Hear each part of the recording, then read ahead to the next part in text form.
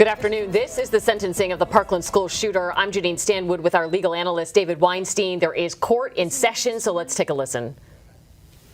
I would think so, just to comport with the... Okay. Mr. Alhadef, can you hear me, sir? I can. Good morning, sir. This is Judge Scheer. I just wanted to make sure that I can hear you and that you can hear me. And because I'm going to be swearing you in, if you would just put some form of state-issued identification on the screen so that I can verify your identity. Sure, I'm just getting my license for you so you can see it. No problem.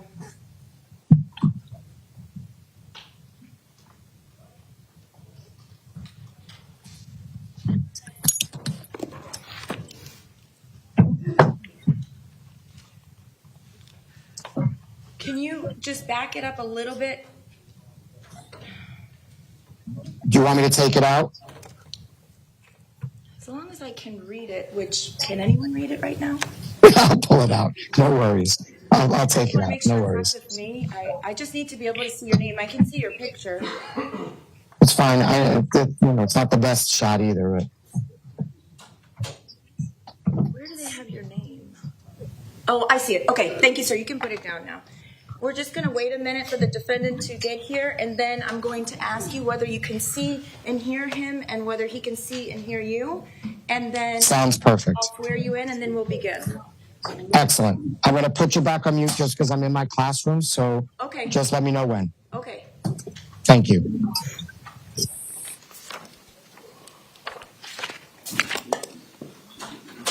Okay, for the record, the lawyers are present. The defendant is present. Mr. Alhadef, are you still there? I am still here. Okay. Can you hear me, sir? I can hear you. And would someone who is seated next to the defendant please raise their hand? Mr. Secor, would you raise your hand so Mr. Alhadef knows where he's looking? Can you see the gentleman that's standing up and the person sitting next to him in red? Yes, I can. Okay, and Mr. Cruz, are you able to see Mr. Alhadef on the screen? And can you hear him? All right, at any time, if you can't see the defendant or if the defendant can't see you, please let me know. Absolutely. Thank you. Mr. Alhadef, please raise your right hand. Do you solemnly swear or affirm the testimony you're about to give is the truth, the whole truth, and nothing but the truth? I do. Thank you, sir. You can put your hand down. And for the record, I have identified the witness by his, is it Maryland? Maryland driver's license? Yes. Okay, I thought so. I just want to make sure. State whenever you're ready. Mr. Alhadef, do you have some words that you would like to express to the court today? I do. Please go ahead. People have asked, what should I say if I come face to face with your niece's murderer? Words are meaningless to an abomination such as yourself. However, that's all I have to demonstrate my resolve. While they won't bring back my niece, Alyssa, or the 16 other angels you've mutilated back, they will be the vehicle that haunts your soul minute by minute, day by day. Your deed hit me on 3 levels: as a teacher, as an uncle, and as a human. As a teacher, I'm faced with making sure my classroom doors are secured and locked. I promised my learners that I will stand in front of them should something occur. Instead of planning for instruction, my colleagues and I now have to plan out how to look at a child in the eye who is stricken with terror and mobilize them to safety. Can you imagine what that sight is like? Wait, you absolutely can. However, I wonder if you've thought about how that look will embody you when you walk inside your cell and pray that the doors are locked. Who will be there to tell you everything will be all right? Definitely not your dear old mommy. The teachers at Marjory Stoneman Douglas High School and all over the U.S. didn't go to school to learn how to play defensive tackle. I sure as heck didn't. We went to school to learn how to nurture youth and offer guidance as best as possible. In fact, you were a recipient of these mental health opportunities but chose not to be receptive to it. The mental health system didn't fail you. You failed you. Who is going to be your defensive tackle now? Truthfully, I don't care. As an uncle, I've had the sincerest pleasure watching Alyssa grow up into a distinguished and well-respected young lady. She was filled with empathy, care, and the belief that everyone deserved equity. In fact, if she had known you, she would have even lent an ear or a shoulder. While you single-handedly splintered and ruptured my family upon putting 10 bullets in this young soul, the one thing you've not robbed us of is our resolve.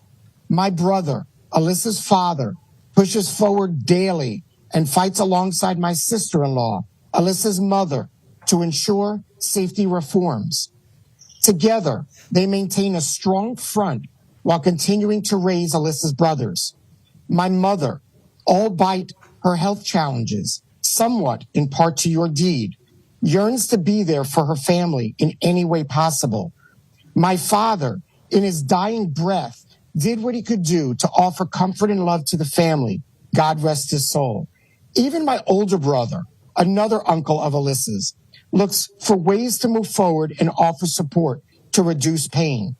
Resolve. As a human being, I believe that everyone has a chance to live and grow, be resolute in their decisions, and deserve great opportunities. Given that you've chosen to live and exercise the same right that you've taken away from the 17 you've decimated, you also deserve great opportunities. You deserve the opportunity to rot away. You deserve the opportunity to absorb the look of terror on your face once you leave this courtroom. You deserve the opportunity of knowing that justice will prevail at some point, causing you great anguish, minute by minute, day by day. So coming back to the question of what I would say, since I'm now face to face with you, sort of virtually, may the words of my mouth and the sentiments of the entire Parkland community, along with the voices of the extended community, grant you resonating images and reminders of the resolute decisions you've chosen. May our resolve continually prod you of the freedoms you no longer have and the ones that will continually be taken from you. Please exercise your right and rot in hell. That's all I have to say. Thank you, Mr. Alhadef. Thank you. Your students were very well behaved. Thank you. All right. State, who's next? The state would next call Annika and Mitchell Borat.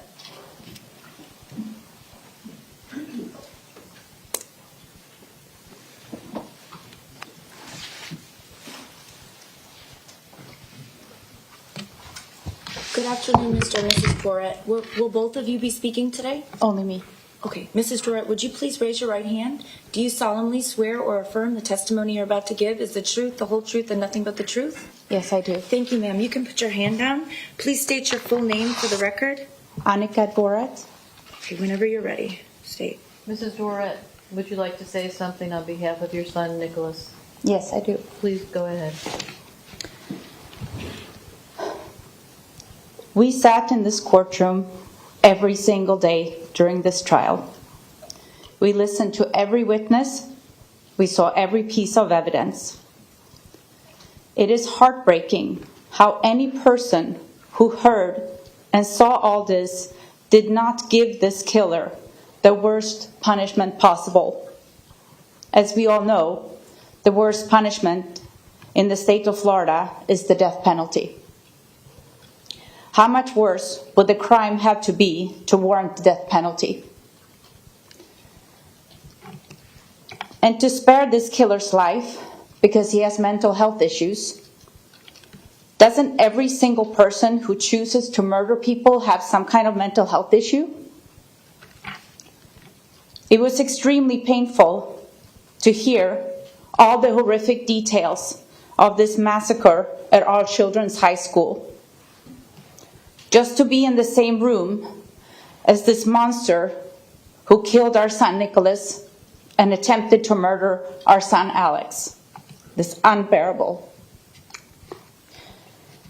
One of the most disgusting and unprofessional actions that occurred in this courtroom was the defense team holding, touching, and giggling with this cold-blooded murderer.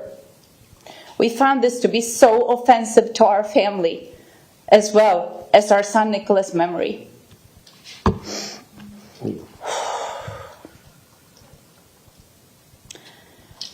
We would like to thank you, Judge Scherer, for being professional and fair during this trial. You did an excellent job. The prosecution team, you're all amazing lawyers. We will forever be grateful for the professional way you presented this case and for all the hard work you put into it. Thank you so much. Thank you to everyone who continue to be with us with love and support through this difficult journey. Victim advocates in Eagles Haven, your support have been invaluable during this trial. After today, no one will speak of this killer. He will be forgotten.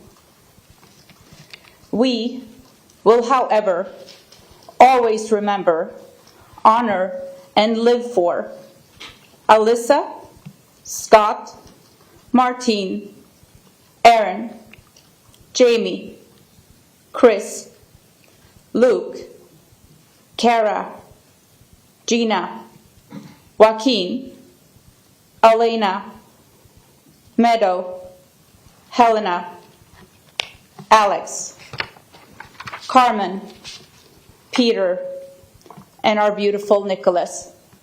May their memories be a blessing. Thank you. Thank you.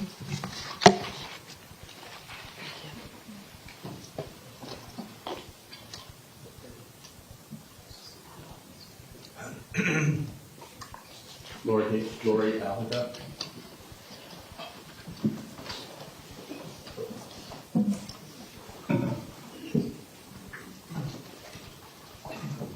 Dr. Alhadef.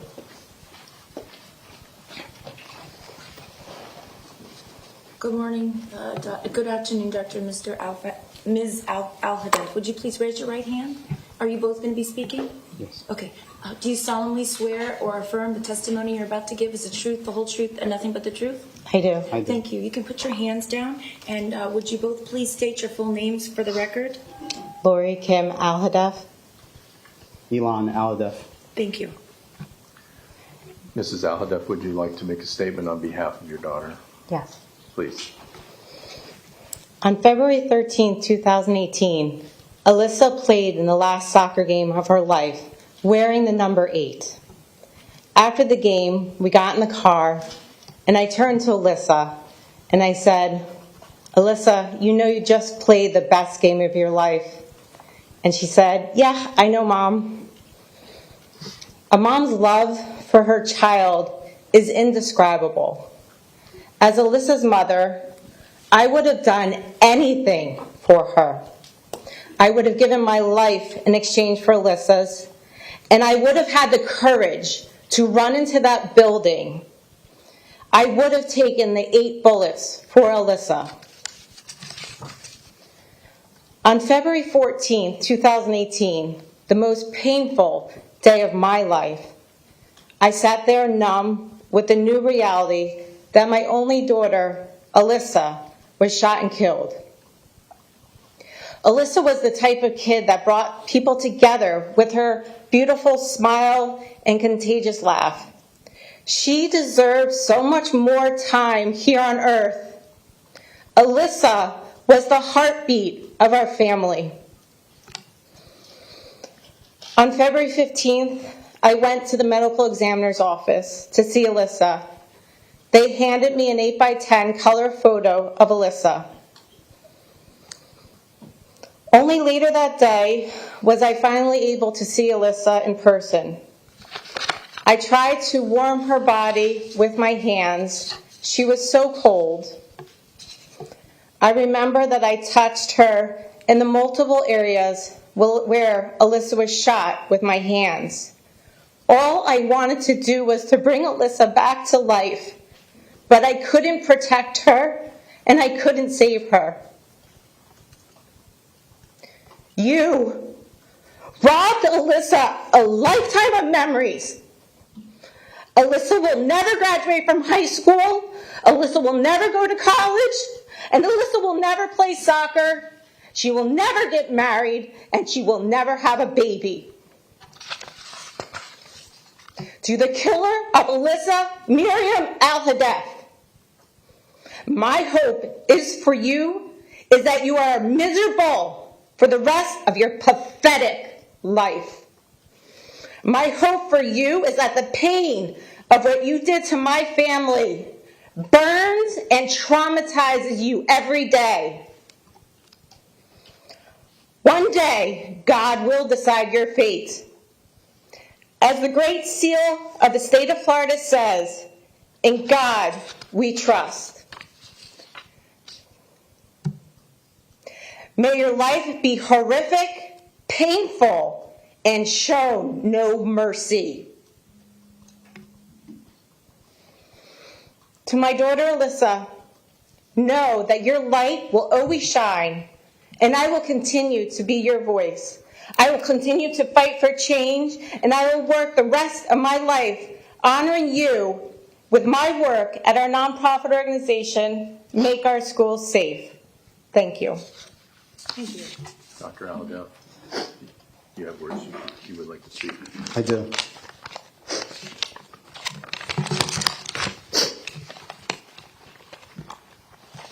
Your Honor, thank you for allowing me to speak one last time. Let me share how angry and frustrated I am with the judicial system. After 4.5 grueling years, a failed judicial system did not hand down a death sentence to the murder of my daughter and 16 others. Do I see this as accountability? Absolutely not. Do we now have closure? Let me be clear. Absolutely not. What I see is that the system values this animal's life over the 17 now dead. Worse, we sent a message to the next killer out there that the death penalty would not be applied to mass killing. This is wrong and needs to be fixed immediately. Alyssa deserved so much more than to be shot 8 times in her English class. Alyssa deserved to live her life and fulfill her dreams. She deserved to experience life for all that it had to offer and all that she had to offer this world. To the Parkland murderer that killed my daughter, you skirted the death penalty, and you are nothing but a coward. But know this, while my family mourns our beautiful Alyssa, you will not own us, nor our feelings. We will go on glorifying Alyssa's life through our foundation, Make Our Schools Safe, and like my wife said, we will be her voice. Alyssa's law will become federally mandated, and we will make our schools safe from animals like you. We will make sure that everyone remembers Alyssa. You, on the other hand, will remain in a cage like the creature you are. I only pray that you get to rot in that cage and that you are punished each day 17 times over for the 17 you murdered. I stand by others who say that you have no redeemable value. You killed without remorse, without compassion, without prejudice, so shall you receive the same in return. Prisoner 0893407. So now let me ask Your Honor to redeem my belief in the judicial system. Provide a punishment like no other. Stop providing the safety and security for this animal. Take away a piece of this creature's life every day until this creature has no life.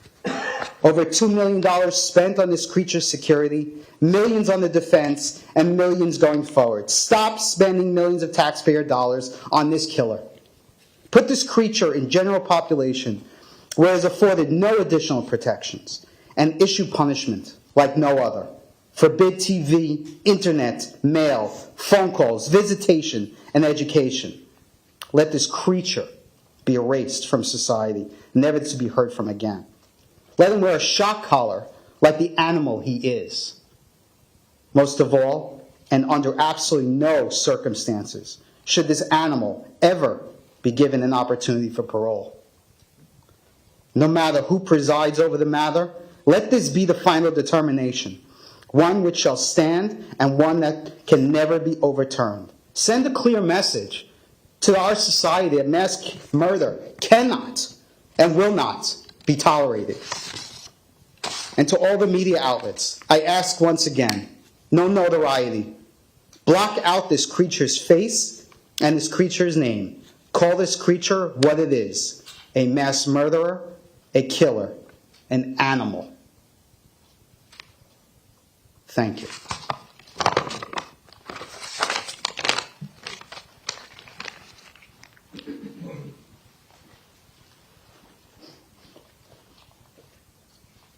Samantha Fuentes.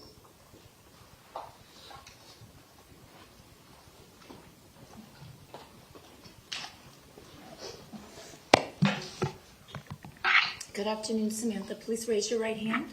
Do you solemnly swear or affirm the testimony you're about to give is the truth, the whole truth, and nothing but the truth? Yes, I do. Thank you. You can put your hand down. Please state your full name for the record. Samantha Fuentes.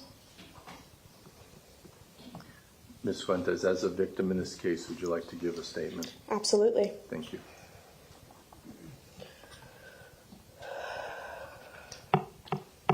My name is Sam Fuentes. You might not remember me, but in high school, we walked the same hallways. You knew my friends. I knew where you sat at lunch. Hey, we were even both in a JROTC together. We were still children back then. I was still a child when I saw you standing at the window, peering into my Holocaust Studies class, holding your AR-15 that had swastikas ironically scratched into it. I was still a child after I watched you kill 2 of my friends. I was still a child when you shot me with your gun. You shot me in the leg, and if you looked me in the face like I'm looking you right now, you would see the scars on it from the hot shrapnel that was lodged into it. Do you remember? After you sprayed my classroom with bullets, standing in the dorm frame, peering into see the work you've done? Do you remember my little battered, bloody face looking back at you? I could have sworn we locked eyes. This is only the beginning of how you ruined my life and many others. It's not the physical suffering. It's not just that you killed and injured a total of 34 people. It's the fact that I'll have to live with the aftermath of this for the rest of my life. I'll always have PTSD, depression, anxiety, suicidal ideations. Speaking of suicide, 3 students killed themselves because of what you did. Now, to speak quite frankly, not only do I want to kill myself sometimes, I live with constant fear that someone exactly like you will finish off the job you failed to do by not killing me. You gave me and many others a lifetime of trauma, pain, and suffering, long after you committed this crime, and for what? You are nobody now. You are not special. You have no longer the power anymore. You will step away from this, and you'll have the most unremarkable, pathetic existence, one in which I only pray that you suffer. I remember the person you were. I remember how you terrorized and threatened and fought my friends, even after many of them made efforts to get to know you better. I remember how enthusiastic you were to incite violence and spread your racist hate speech publicly. I could have saved all of us 4.5 years. So here it is. You were a hateful bigot with an AR-15 and a God complex. You still are, minus the gun. You might have everyone else fooled, but not me, because this is personal. Racism is not a mental illness. Perfectly planned and articulated manifestos and plans are not characteristics of the sickly or the mentally unhinged. You are not this helpful, vulnerable, mentally ill adult the defense tried to paint you as, and you certainly do not deserve any sympathy or pity from me or anyone in this courtroom. You had circumstances that placed you at odds with the world. Yet instead of trying to solve your problems, you threw a tantrum of lethal and tremendous size. Like a pathetic, entitled child, you made the message clear that you lack the competency to make any decisions except those that resort to violence. I assure you, you will not be famous for this. I assure you that our people will be accounted for, they'll grow and heal despite you. I assure you that I will be excitedly anticipating your demise. And I will assure you that you will remember my face, and it will make you sick. You have no power anymore. You have no future. You have nothing. I'll get to walk out of this courthouse without cuffs and go home. You will not. The people that you kill will have a legacy much more important than you. And the people who nearly killed will live their lives, though with much difficulty, with a compassion and a dignity in ways you will only dream. Without your stupid gun, you are nothing. My name is Sam Fuentes, and you will not forget me. I'll never forgive or forget what you've done. And to say I won't be angry for the rest of my life would be a lie, even though I know that's exactly what you want.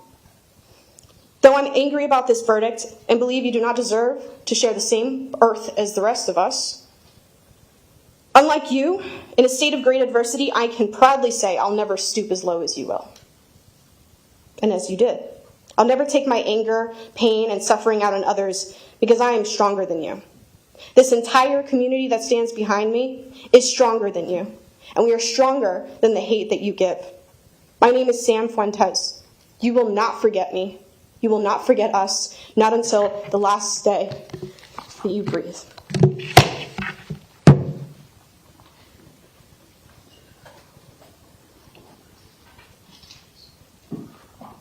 You want to take a break?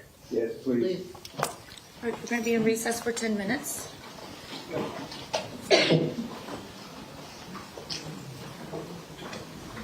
Wow. Well, all I have to say is wow, Samantha Fuentes. She is a great speaker. We've heard her before, but I don't think we've heard anything like that. Janine, she gave an insight as to the victims who survived. And her statements were different than those that we heard from the next of kin because she's a surviving victim. And in her particular count of conviction, the judge has some discretion. Now, I completely believe that the judge is going to impose a life sentence on that count of conviction, but what she says is something that will give impact to how the judge imposes the sentence and what she does when she imposes the sentence. And to hear from her a little bit of how this affected the victims who survived, we've never really heard this before in public. We've heard them talk about it. We've heard them testify about their physical injuries. But for her to go into the psychological trauma and damage that this gave to her, how it sticks with her every day and how she's going to fight and combat that, sends a message back not only to, she would hope, the defendant in this case, but to everyone who's watching and to those people who are going to try and make a difference. And as the parent said before her, make some lasting changes based on the legacy of these children. So that was powerful and emotional testimony from a young lady who certainly was able to express something that many have been thinking. Unfortunately, it's not something that she could have testified about to the jury. They could have tried to bring it back in rebuttal because, as she pointed out, she experienced the defendant while they were in school together. They interacted with each other before he committed this crime. And arguably, if they wanted to try, the prosecution could have perhaps put her testimony on to rebut this being a mental condition. But it just really powerful. And unlike what we heard during her victim impact statement, she was able to address the defendant directly. She said, "You're nobody. I hope you suffer. We are kind. We would never resort to the violence that you resorted to. Look at me. Look at all these people behind me. We're the winners here. You're the loser." and now she's embracing these family members, so many who have lost so much, and she's somebody that survived just this unspeakable tragedy. I also like to point out that Fred Guttenberg is there. You can see him in this split screen. He initially said, David, that he was not going to testify. He was over it. He wanted to move forward. Then he changed his tune and said, after all of the drama that happened yesterday, I do have a few things that I want to say. And again, there will never be complete closure for any of these people. As she pointed out, this is something that is going to haunt her for the rest of her life. But for the closure in the courtroom, today is the day. Today is the last day that they're going to have to come to this courtroom, that they're going to have to deal with the court process. And to give them some closure on that, it's important for a next of kin, for a victim, to have that type of small sense of closure and to get off their mind what they wanted to say and to say it to the person that either hurt them or took their loved one. I think what's striking too, and you made a mention of this during the victim impact statements, when the jury was present, these family members really could not hold up pictures or wear T-shirts commemorating their loved one. Now it doesn't matter. Now the jury's not here, so we're seeing a lot of clothing and jewelry. And you know what strikes me about so many of these family members who we've talked to since the shooting, I mean, bracelets and necklaces. So many of them have tattoos now. It's like it is these loved ones are walking memories and memorials for the people they lost. Look, many of these people said that they were committed to making sure that they carried this journey to the end. We've heard them say that both on and off the stand, and why they're doing this and how they're preserving their memory and to be there for their next of kin at the end. And that's exactly what they're doing. And forcing the defendant to look at a living, so to speak, picture of their child, of their loved one. The pictures that were admitted during the course of the case, many of which we didn't see, were the autopsy pictures. And those were the pictures at the lowest part of these people's lives. Now they want to remind the defendant of the fact that these were people who had a life and whose life he took from them. You know, one of the interesting things that was pointed out by the last witness, the last victim, was that the defendant exhibited these tendencies during the time when they were students together, and that but for his gun, which he no longer has now, you know, he's the same person who he was. And again, if anything is going to be taken from this, and we heard a number of the victims' families speak about this and the victims themselves, is they're not going to let it stop here. They're not going to use his name anymore, but they're going to talk about what happened, and they're going to use their ability to influence the legislature, both here, locally, Tallahassee, Washington, D.C., to see if they can use this momentum to affect some sort of change. As many of them have for the last 4 years. So we are taking a quick 10-minute break so that some of these other family members can regroup and get their thoughts together. And of course, we'll be right back as soon as court is back in session.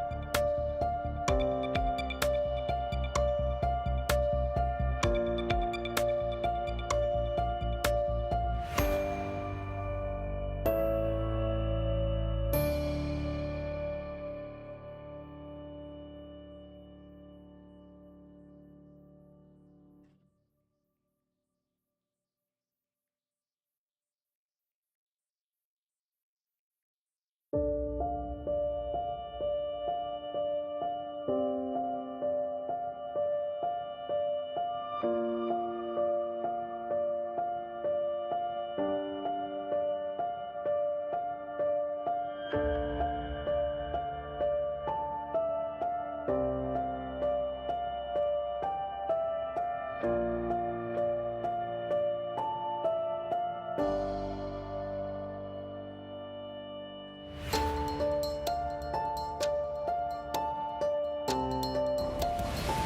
back. This is the sentencing of the Parkland school shooter. I'm Janine Stanwood with our legal expert, David Weinstein. There was a quick 10-minute break. They are back, so let's listen. Present. The defendant is present. We are back in session. State, when you're ready, you may call your next witness. Thank you, Your Honor. Thank you. The state would call Tavika Collins to give a statement on behalf of Mrs. April Schentrup. Okay. Good morning. Good afternoon. Excuse me. Please raise your right hand. Do you solemnly swear or affirm the testimony you're about to give is the truth, the whole truth, and nothing but the truth? I do. Thank you. Would you please state your full name and spell your last name for the record, and then state the name of the person that you're giving the statement for? Yes, Thank you. Tavika Collins, Collins, and I'm reading on behalf of April Schentrup. Thank you. Would you please give a statement on behalf of Mrs. Schentrup, the mother of Carmen Schentrup? Yes. Thank you. This trial has made it clear to me that we need better laws. Committing a mass shooting should be an automatic death sentence, and I hope a law like this can be passed in the next legislative session. I also hope that the legislator will reinstate a simple majority vote to the death penalty, as the law was written previously. I know that this trial, the verdict, and wanting to hold people accountable does not bring Carmen back. But I feel that Carmen deserved better. Carmen was a bright and caring daughter. I miss her every day. I miss her smile and beautiful face. I miss our talks and her silly jokes. I miss watching her wanting to do everything her older brother would do, trying to be a role model for her younger sister. I miss seeing how she would tackle problems, playing her violin for orchestra, concerts, or talking in front of a large group. Even though she had stage fright, I miss hearing her challenge herself and her friends to see who would get the highest test grade in class. I miss us watching movies and TV shows together, such as Marvel or This Is Us. I miss us singing country songs together in the car with our at-home karaoke. I miss going to concerts with her. Our last concert together was Fall Out Boy. I miss her texts and phone calls, usually to update me on what she was doing after school or where she was driving. I miss her telling us about her day at the dinner table. I miss her sharing her PowerPoints about upcoming vacations or plans for the future. I miss her playing her piano, filling our home with classical music or songs from Adele and Coldplay. I miss her singing in church. I miss us going to musicals, ballets, and museums together. I miss her complaining about how hot the beach was. I miss seeing her check out 10 books at a time from the local library and aiming to get some reading reward each summer. I miss her hugs before bed. I miss her breaking into fake Russian or British accents in the middle of telling us a story. I miss seeing her with her friends dress up at Halloween. I miss how excited she was seeing gifts from Santa on Christmas. I miss seeing her play with her siblings and cousins growing up. I miss seeing her plan events at church with the youth group, like the Shrove Tuesday pancake dinner, which was the last meal and night we spent together. I miss her laughs and silly faces. I even miss her eye rolls. She deserved to live out her dreams, go to prom, graduate high school, go to college and become a medical researcher and find a cure for ALS. Get married, have a family, live in Germany, and be happy. That vile monster took all of that away.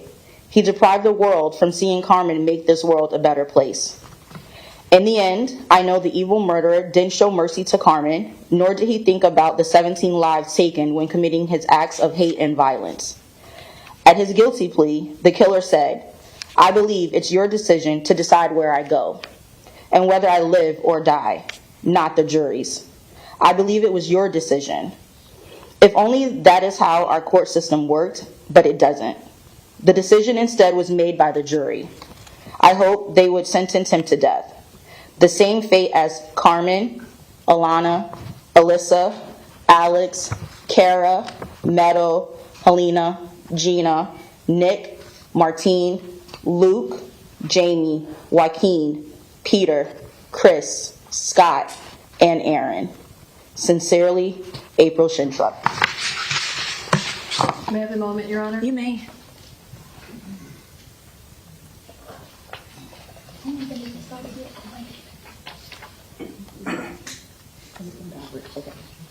Sorry. My apologies. I completely read backwards. Sorry. That's okay. Okay. I want to thank the prosecution for their hard work in this case. I feel they tried with all their might to get our families justice for the deaths of our loved ones. I also want to thank the judge for allowing us to speak directly to the court. My daughter Carmen and her 16 others were hunted down and brutally murdered at Marjory Stoneman Douglas High School on February 14, 2018, by the cold and calculated murderer that sits in this courtroom. Instead of sentencing the shooter to death, members of this jury decided to sentence him to life without parole, a life where he can read his fan mail, talk with visitors, enjoy the Florida sunshine, eat meals prepared for him, and watch TV. His life spared for taking the lives of 17 innocent souls, a decision I do not agree with or understand. These last 4.5 years, I have learned the hard way that having your child murdered is excruciating and gut-wrenching, but so is the process in finding justice and some level of accountability. A small amount of justice could have come the day of the shooting if one of the Broward Sheriff's officers would have rushed into the building and confronted the shooter. He may have killed himself or been killed, saving our families the heartache of having this trial in the first place. Or even prior to the shooting, others like the school and FBI could have taken effective action to stop the killer from easily shooting Carmen to death in her AP psychology class. But none of those things happened, so I was hoping that this trial and the jury's verdict of a death sentence would provide some level of accountability for the murderer. Although one death sentence does not even come close to the 17 homicides and 17 attempted homicides he committed. I am still shocked at how members of this jury could decide a life sentence for someone whose life goal was to harm and kill others. For years, he plotted and told others that he wanted to get a gun, dreamed of blood and violence, and researched other school shootings. In the months prior, he posted on social media that he wanted to be a school shooter and gather his arsenal. In the weeks prior, he developed a shooting playlist and studied a map of the school.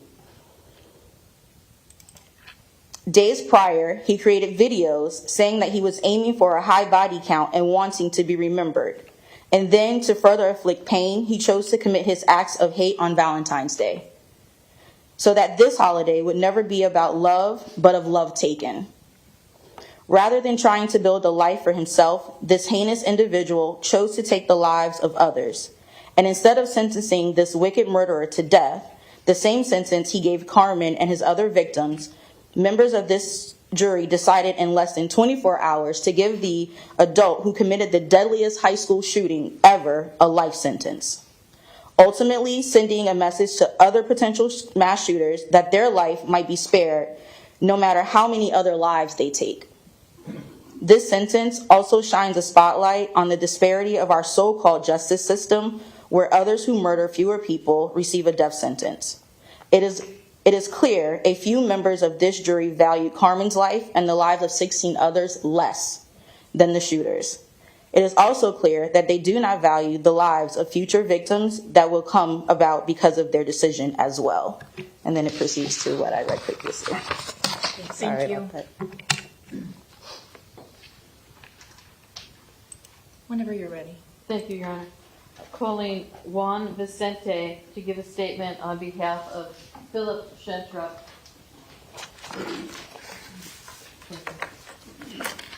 Good afternoon, sir. Would you please raise your right hand?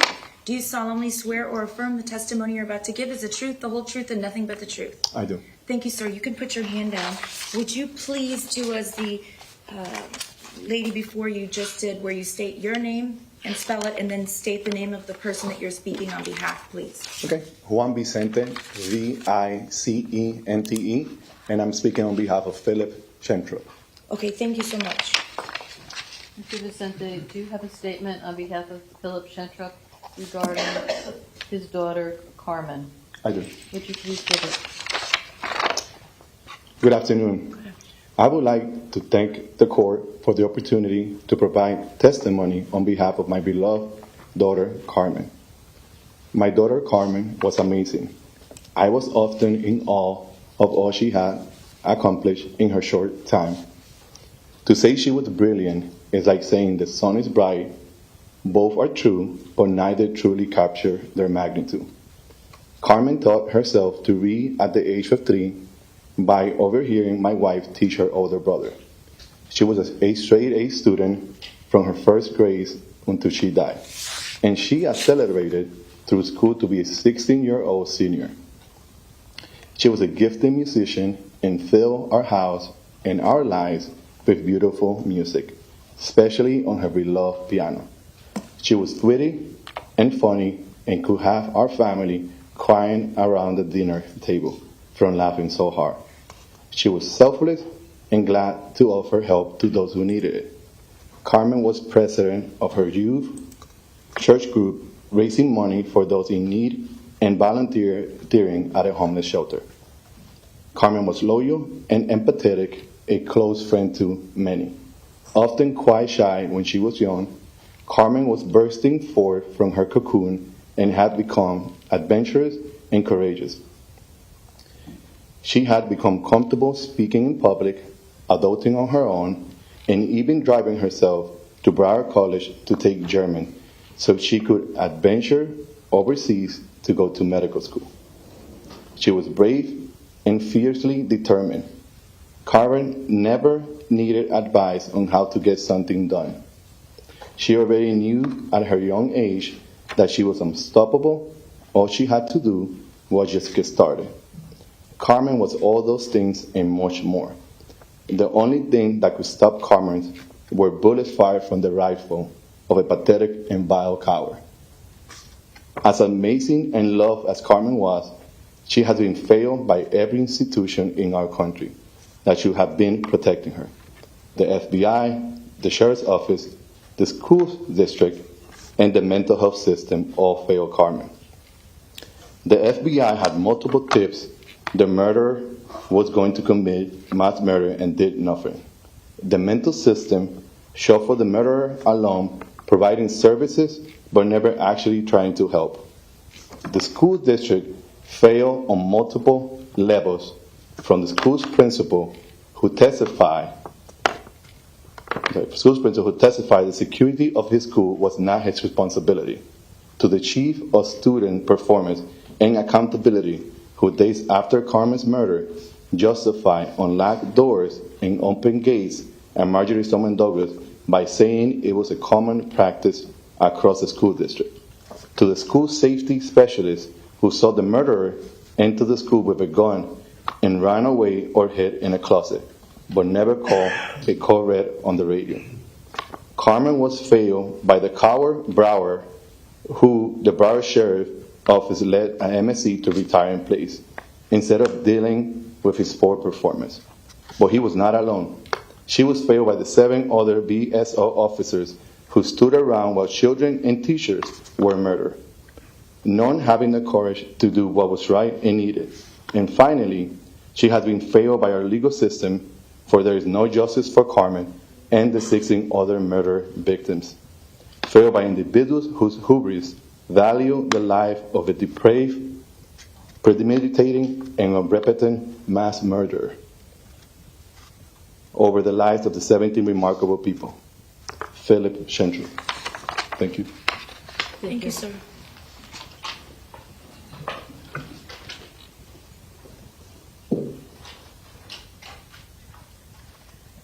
State would call Victoria Gonzalez.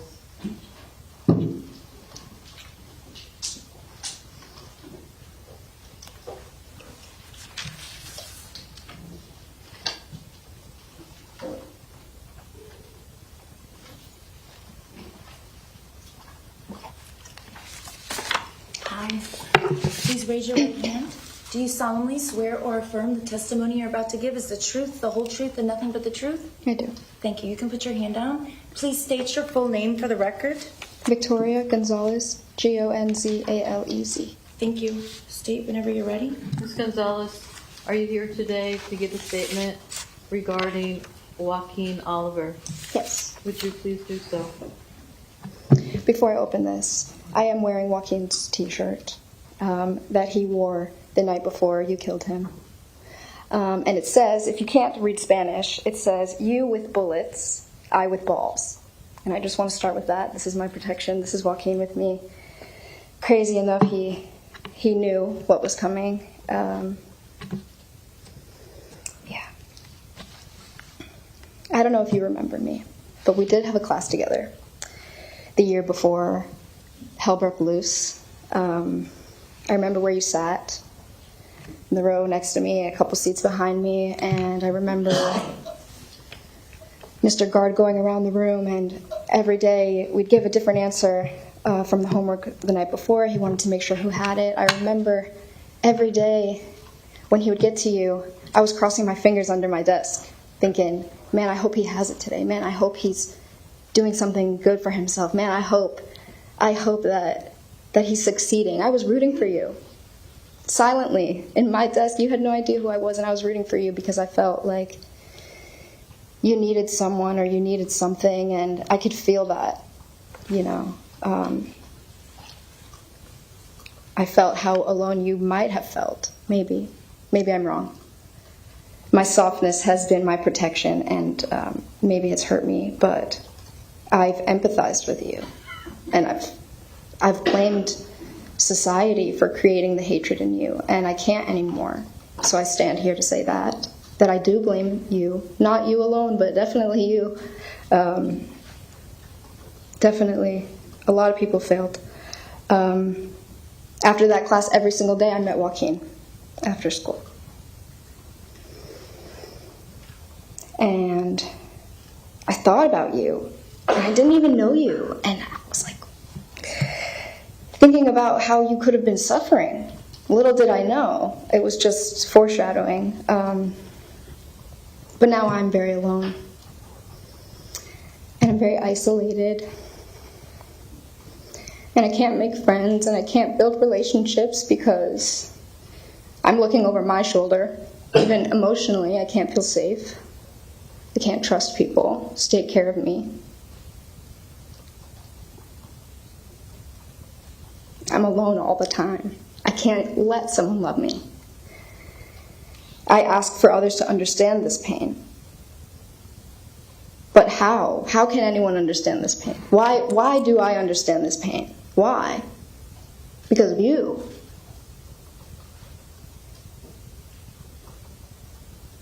How can someone love a person who's afraid of life? That's how I feel.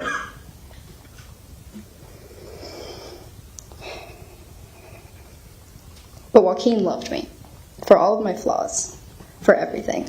He saw the capacity to grow. He saw that my brokenness made me whole, if that will make sense.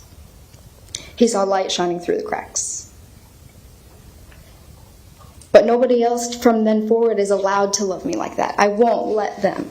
I don't have friends. I don't make them. Maybe people think that we're friends, but I don't feel safe. And that's because of you. But I do want to say, I wish that you met Joaquin. I wish that you met Joaquin, because he would have been your friend.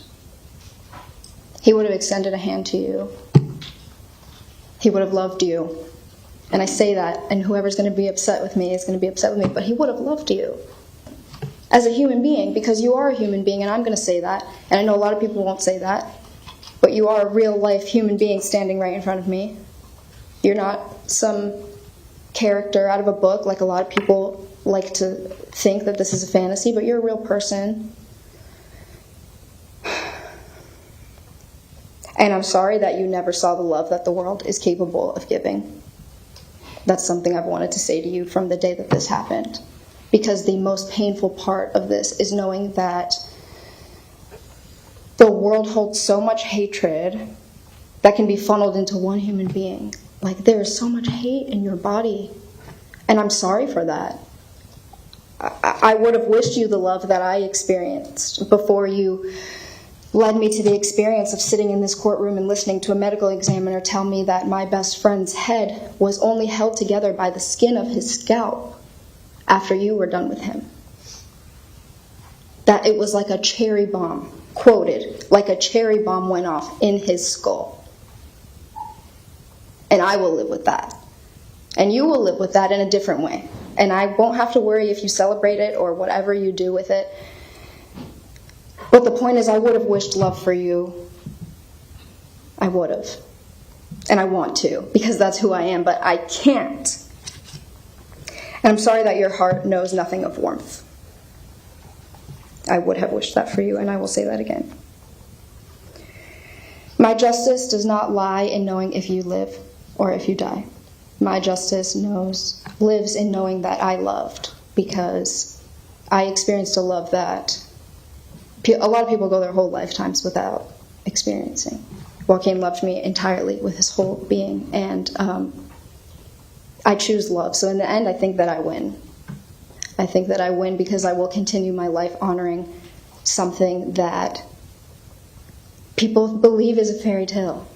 And it's not. This whole thing is so real life.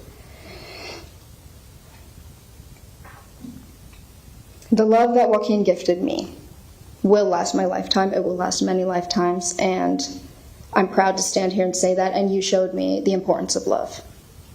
And that I need to celebrate it. And that I need to preach it. And that I need to wake up every day and make someone smile.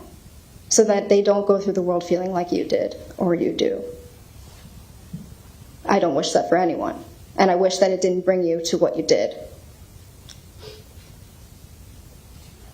I wish that you had more love in your heart. And I want to say that. No matter who will hate me for it. I wish that you had love in your heart. I wish that. And on behalf of Joaquin, you may have taken my body, and for that, fuck you. But you cannot take my love. And that is all I have to say. Thank you.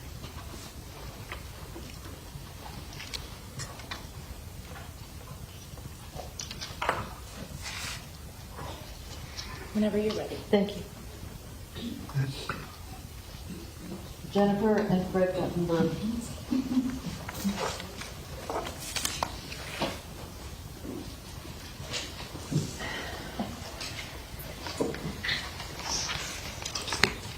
Mr. and Mrs. Guttenberg, are you both going to be speaking? Yes. Okay, would you both please raise your right hand? Do you solemnly swear or affirm the testimony you're about to give is the truth, the whole truth, and nothing but the truth? Yes. Thank you. You can both put your hands down, and if you would each state your full name for the record. Jennifer Guttenberg, Guttenberg. Thank you. And Fred Guttenberg, same spelling, Guttenberg. Thank you. Nice to see you both. Mrs. Guttenberg, would you like to say something on behalf of your daughter, Jamie? Yes, I would. Please go ahead.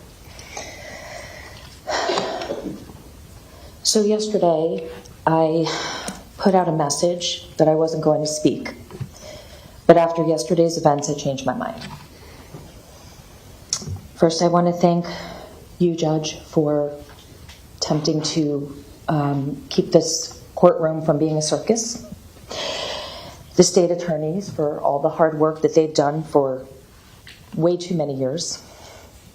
The victims' advocates in Eagles Haven who have supported us every single day, beyond imagination, honestly. So, you shouldn't be sitting there with a mask on your face. It's disrespectful to be hiding your expressions under your mask when we as the families are sitting here talking to you. Lowered down in your seat, hunched over, trying to make yourself look innocent when you're not. Because you admitted what you did, and everybody knows what you did. I felt the need today to remind this court and this entire country who are the important people here. And that's Jamie, my daughter, and the other 16 victims that were murdered, as well as the 17 that were injured and countless thousands of mentally injured people from this massacre. They suffered the unimaginable. And as a reminder, there's no question about what happened. Guilt was admitted. I won't take the time to talk about you, because as far as I'm concerned, you deserve zero acknowledgement. I need only to speak about the families who have endured this horror of what you did to our loved ones. Yesterday, the elected public defender said that nobody had to endure what this defense had to endure. Let me just tell everybody what our families have had to endure. For those of you who don't know, there were many rules and restrictions for our families. We were not to wear colors like orange for my daughter, or advertising types of clothing or gear related to our loved ones. We weren't to have major reactions or facial expressions from what was being said. We had to be quiet. We didn't make a peep. We couldn't make any verbal sounds. We couldn't use our cell phones in the courtroom, even though the attorneys, the press, and everyone else could use theirs. We weren't to be speaking outside of this courtroom because we were unaware of where jurors might be and may run into somebody. The list goes on and on. And as a reminder, Mr. Weeks, and the rest of the defense attorneys, your client murdered our loved ones in cold blood, hunted them down, shot them over and over until he knew he accomplished his goal and left them for dead with no remorse. In fact, he left amongst the other students and stopped for a Slurpee because he was thirsty after his rampage. I feel our families need to be recognized. Whether in the courtroom or watching from elsewhere, we sat through this entire trial respectfully. We tried not to react while videos of our loved ones were being shown to the jury. We tried not to react when the medical examiner described their horrific injuries. We tried not to react as we were verbally taken through the crime scene, step by step. Miss McNeil waved her hand at us during her closing arguments, like this, talking about these people, and no matter what the verdict is, that these people will always be suffering from what happened. It was disrespectful, and I'd like to tell you about these people. We are sad, hurt, lonely, empty, and horrified. Yet we are strong, caring, and respectful. Each of us has done our share to try to do positive things every day, regardless of how our lives have been ruined. We have endured the unthinkable and the nonsense of this trial, including the blatant disrespect of this defense team, and now Mr. Weeks. This is a club that nobody wants to be in, but I'm glad that my club is at least with these amazing people.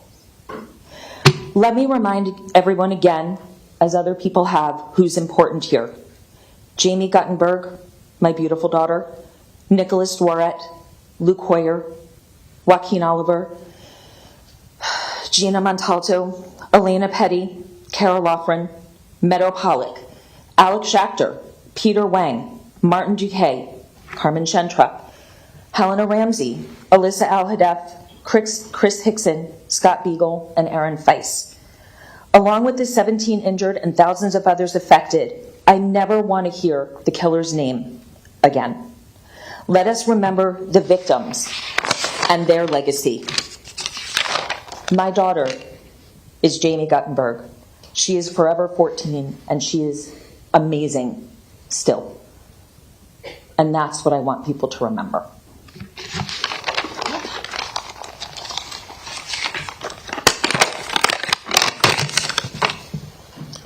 I only decided about 10 a.m. this morning that I was going to do this, so I scribbled down a few things. I may ramble on a bit. If I do, I apologize. I see you're still needing to do your thing, so. Mr. Guttenberg, Would you like to say something on behalf of your daughter, Jamie? Yes, I would. Please go ahead. Thank you. First, Your Honor, thank you. We've been at this now for almost over 4.5 years. It's the first time I've actually had this chance to address you directly, which is, I guess, the way this process is supposed to work. I will be honest with you. For the better part of the 4.5 years, and they can attest to this, I've probably been angry at you more often than not, because I didn't know the process. And every time there was a ruling that I felt wasn't good for the prosecution, I got annoyed. Every time I saw these things coming up from the defense that took up time, that delayed us, that are the reason we're now 4.5 years out, I got annoyed. And I kept on saying to them, why can't the judge do more? Why can't the judge do more? And I need to say to everyone here at this table, you are the most amazing group of people I've ever been connected to. And I thank you. Because your ability to make sure I understood every bit of it, to make sure that everything the judge was doing was to ensure there couldn't be a call for a mistrial. We heard that often. Or some kind of, should this have resulted in the death penalty, an appeal. You always helped me to understand it and to keep me engaged in the process in a way where we kept going forward together. But you see, for our families, that also meant doing it in silence. Because we couldn't go public. We couldn't complain. We couldn't act out. And so I want to thank you, because at the end of this process, you have been nothing but decent, fair, and firm. And I want you to know that. So I'm going to let everyone know something. Last week, I sat with you, Attorney Sachs, in his office. Watched the video of you. I'm glad I get to see your face right now. Of you killing my daughter for the very first time. You see, all those video evidence that was shown in this courtroom, we didn't see it. Maybe that was to protect us, to protect the public. We didn't see it. But heading into this week, I was searching for answers, for clarity. And I sat with Attorney Sachs, and I watched you kill my daughter on video. And unfortunately, I saw you killing many of the others as well. I saw you enjoying it. And I saw also what I expected of my daughter, who was the toughest human being on the face of the earth, running for her life down the hallway. And the thing is, my daughter made it to within 1 second of being alive. She actually made it into the stairwell. You shot her with a single shot. You severed her spinal cord, her chest filled with blood, in the stairwell. You did that. You did that to the other 16 as well. After I sat with Mike, I did what I often do. I went to the cemetery, looking for guidance from Jamie, for strength. And I walked away from the cemetery realizing, no matter the outcome of the verdict, nothing changed. Jamie's still at the cemetery. Nothing changed. I'm still a dad who spent every day dreaming of walking his daughter down the aisle, who now will have to endure a lifetime of the reality that I won't get to walk my daughter down the aisle. There are, actually by a show of hands, anyone else in this room, because of him, going to have to endure not watching people they love get married?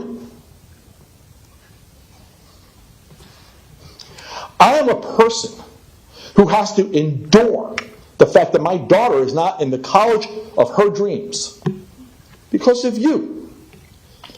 Out of curiosity, does anyone else in this room have to endure the fact that their loved ones aren't in college?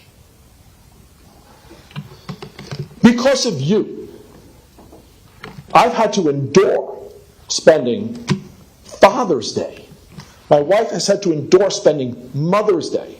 We've had to endure spending our time for birthdays at a cemetery. Anyone else, because of him, have to endure those things? Yeah. Anyone who claims that they had to endure anything close to what we endure, you may want to rethink your language and your choice of words just a bit. I look at you sitting there right now, looking the way you should have looked through the entire trial, like a convicted murderer, in your prison outfit, shackled. It is still incomprehensible to me that when we went through the penalty phase of this trial, which you were already a convicted murderer for, that you were able to sit there looking like Howdy Doody, in whatever outfit they felt like putting you in for the day, your hairstyle, your mask on, your seat really low like a little boy, faking out the jury as to who you really are. We endured months of watching that show. It was BS. But you put on a great show, I'll tell you that. You did your job. You got him from not getting the death penalty. You all can't understand the pain that we go through. But what I will say is that statement yesterday, I actually believe it, that Public Defender Weeks believed it. I actually think you all believe it, and you've endured something worse than us, which is why you've behaved the way you have with us. Months we've been here, not a single one of you has actually ever even looked in our direction, made an effort to say, we're sorry for your loss, ever. Now, I understand you had a job to do defending the indefensible, defending a mass murderer of 17 people. I understand that was hard, and you were doing your job as you were required to do. But I'm not sure anywhere along the way there was a requirement that you give up your humanity and you give up your decency, but you did. That was a choice you made. I got your email apologizing for the middle finger stunt. I have it. Okay?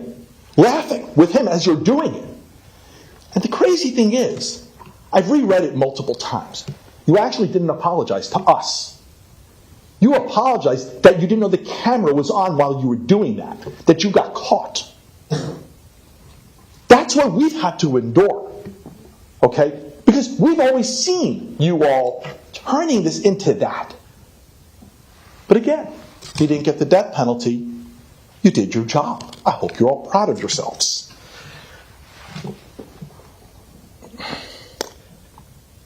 You know, I believe in the Ringo Starr philosophy of life, peace and love.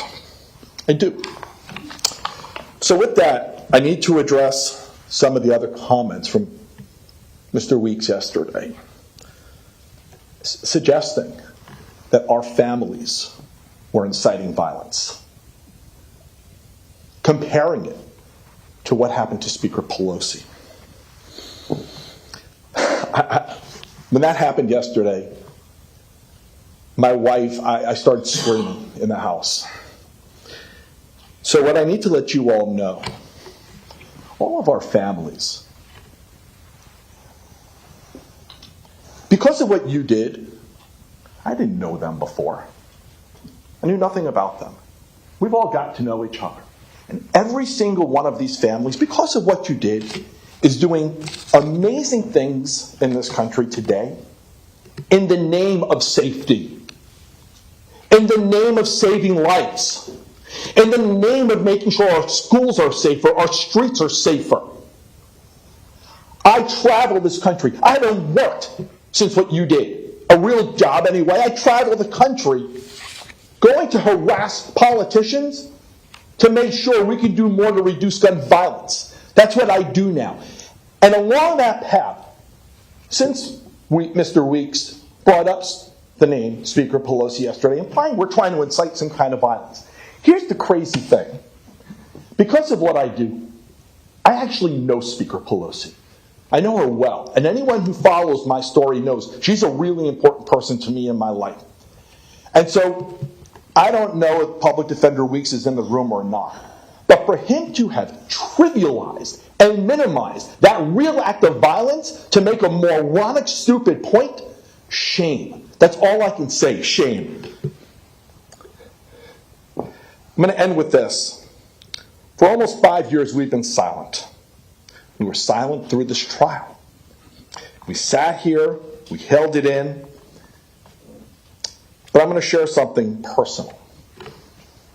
On the day of the medical examiner visits where they discussed Jamie, I need you all to know, because this gets back to the word endure, what we endure, that while I was sitting there, I was having chest pains and shortness of breath. And you want to know, I didn't say a word, because I didn't want to hear you call to the judge, because it happened in front of the jury, and ask for a mistrial. And so I sat there with chest pains.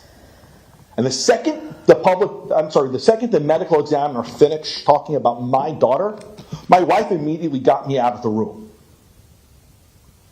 And I ended up with weeks of testing from a cardiologist, and thankfully I am okay. I have a broken heart, but I am okay.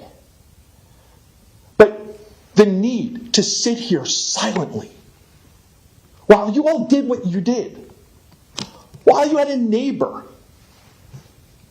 who you put on this little show running around the room, who didn't really know him. He lived in a house behind a house across the street, met him once in person. He ended up under cross-examination acknowledging that. You actually spoke about the neighbor in your closing statement, but the neighbor didn't actually know him. Okay? We watched this. We endured this. And yeah, it got to be too much at times that I developed a health issue over it. But again, I am okay. And I'm going to be okay. And I am going to go forward with my wife. And we are going to continue to build our foundation, Orange Ribbons for Jamie. And everyone else back there, they're going to continue to build their amazing foundations, doing all the amazing work that they do.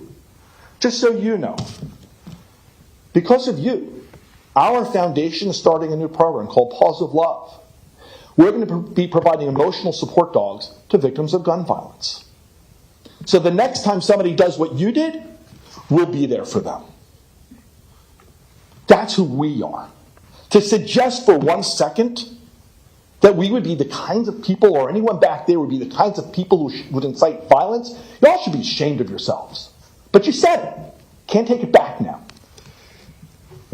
So I'm going to leave it here. I'm only looking to see 2 more things happen today. One will be your formal sentencing of him. And the other one, I want to see Gordon Weeks resign before the end of the day today. Thank you. Thank you.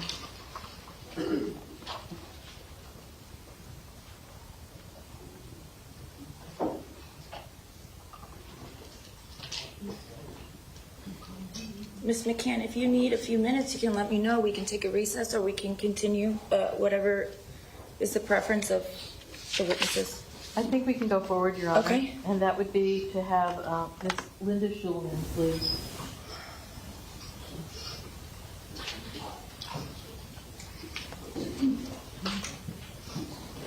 Oh, I'm sorry, Mr. Michael Shulman.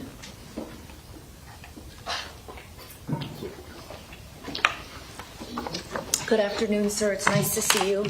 Good morning. Please raise your right hand. Do you solemnly swear or affirm the testimony you're about to give is the truth, the whole truth, and nothing but the truth? Yes, I do, Your Honor. Thank you, sir. Will you please state your full name for the record? Michael Shulman, S-C-H-U-L-M-A-N. May it please the court, I have been a practicing attorney in New York for 45 years. I speak to you today both as Scott's dad and as an attorney. I address the prosecution. You did not lose this case. Thank you, Mike, Carolyn, Jeff, Nicole, Stephen, and Aaron, and the entire team of victim advocates and everyone who stood by us for the last 4.5 years. Your tireless dedication to trying to obtain justice for our murdered loved ones You put on a marvelous case. You did not let us down. Again, you did not let us down. We are disappointed in the verdict, not you. Understand that. We are disappointed in the verdict, but not you. Judge Scherer, I have been before many, many judges in my 45 years as an attorney. You have presided over the most notorious and heinous case, probably in the history of Florida jurisprudence. With the eyes of all of Florida and most of the country on you, I commend you for your poise, knowledge of the law, and command of your courtroom, no matter how many times people tried to bait you.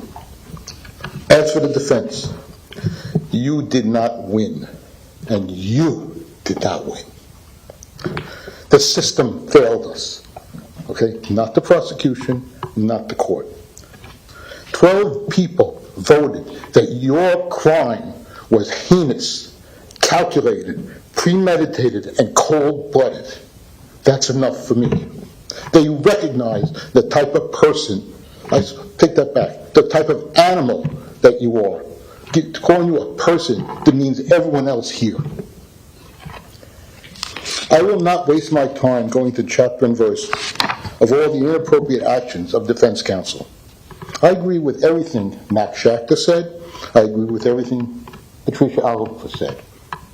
Zealous representation of the confessed murderer does not mean flipping the bird when you think the cameras are not on you. This is simply not professional. My wife and I sat in the courtroom when you, Mr. Weeks, I don't know if you're here, okay, but you should be embarrassed if you are, had the balls to say on the record with the families of those murdered sitting in the courtroom that no one has endured what he, and meaning the defense, has endured. Are you freaking kidding me? I'm not going to repeat what Fred Guttenberg said, because he said it so eloquently. Ask me if I feel sorry for Mr. Wheeler or Ms. McNeil, who had such thin skins that they objected during this proceeding over what was said. No one threatened any of your families. Did you see the gun? Did you see the film? Did you see the picture of that piece of shit pointed at my son? Did you see him going down? That's a threat. Words that were said yesterday by those people were not threats to you. Grow a set of thicken your skin. You are no better than he is if you take offense to that. This man, this animal, this piece of shit, this bastard took the lives of 17 people. You have a right to defend him. You have no right to demean the people who lost somebody. None. If I had done 1/10 of what you did during this entire proceeding, I would have either been disbarred, brought up on charges, lost my license. But no, you did what you had to do because you were defending the indefensible. You've all had your 15 minutes of fame. Every one of you. It's done. You're done. I never want to hear your name. I never want to see your face ever again. Our family sat in silence, like Fred just said. We had to endure listening to the testimony over and over again. 17 medical examiners testified about what your bullets did to our children's bodies. And you sat there with the same freaking expression you have now. None. Cold, no emotion, no remorse. What type of animal are you? We avoided all social media. We avoided saying anything to the press. We sat here and endured. We were afraid, as Fred said, of a mistrial because every time anything came up, the first thing you heard is mistrial, mistrial, mistrial. Mr. Weeks, how do you live with yourself for making such an indecent, insensitive, and unprofessional statement like you did yesterday? No one had to endure what your attorneys had to endure. I'm sorry, but I don't believe any of your attorneys or our loved ones were murdered by the bastard your office is representing. If I had done half of what you did, I would have been held in contempt of court, because no judge would allow that. And for that, I credit the judge, because she knew by doing that, she could have a mistrial immediately. I admire her jurisprudence. I admire the way she controlled this courtroom, in spite of everything you people did. Now, I want to tell you why I'm here. On February 13th, 2018, I was home in bed with the flu. My son Scott called me to see how I was doing. I said, not so well. He said, don't worry, I'll speak to you tomorrow. That never happened. But let me tell you more about February 14th. February 14th is also our daughter Melissa's birthday. Do you now know people don't want to call her on her birthday because they don't know what to say to her? They don't know whether to say happy birthday or I'm sorry. 2 days later, we were sitting in my mother-in-law's home in Palm Beach Gardens, February 16th. We were sitting with a funeral director. That's my birthday. My birthday memory is sitting at a table planning my son's funeral because of you.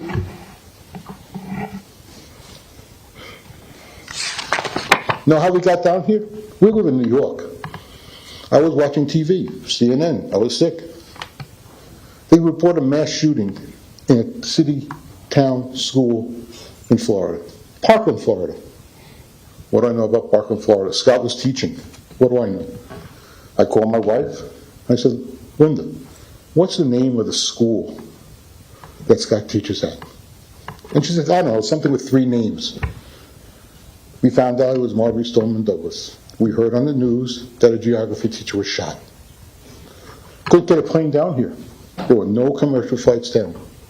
We had to charter our own jet, to fly us down here and sit in the Marriott, the command center, for hours, not knowing what happened to our son.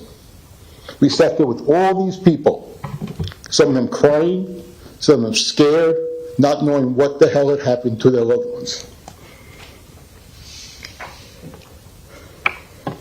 You talk about the victims. Yes, Scott was a victim. There were 16 other victims who were killed. There were 17 other victims who were shot.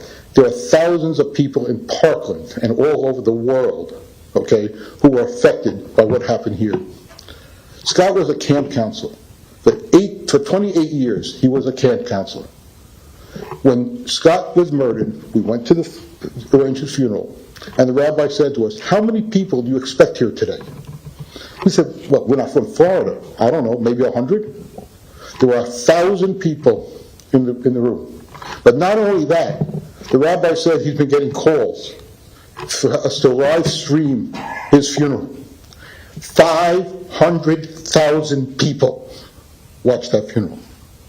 So don't tell me your life is worth more than his. Ever. Let me tell you about Scott a little bit. See on my sleeve? Which sleeve is it? Just Run Faster. Okay? Scott was the cross-country coach at Stoneman Douglas. After one meet, his students were very, very upset that they lost the meet by a few points or minutes. I don't know how they calculate that anymore. I don't really care anymore. And he looked at us, they all came to him, all upset. What do we do, coach? What do we do? He didn't say, well, you were reacting to this, you would do that. He just said, looked at them all, square in the face, said, just run faster. That's the phrase used by all of the MSD cross-country teams. Now, just run faster. That's how he treated his students. That's how he treated his team. He was honest with his team when he got the job at Marjory Stoneman. He said, I know nothing about cross-country coaching, but if you teach me about cross-country coaching, I'll teach you about life. And he did. And know what he did? 4 or 5 days after the shooting, there was a memorial concert at one of the facilities here in the city. We sat there, someone pointed us out, and a nice Irish grandmother with the thickest brogue accent I've ever heard in my entire life. She needed to come with a translator. That's how thick it was. Tapped my wife on the shoulder and said, I love your son, but I never met him.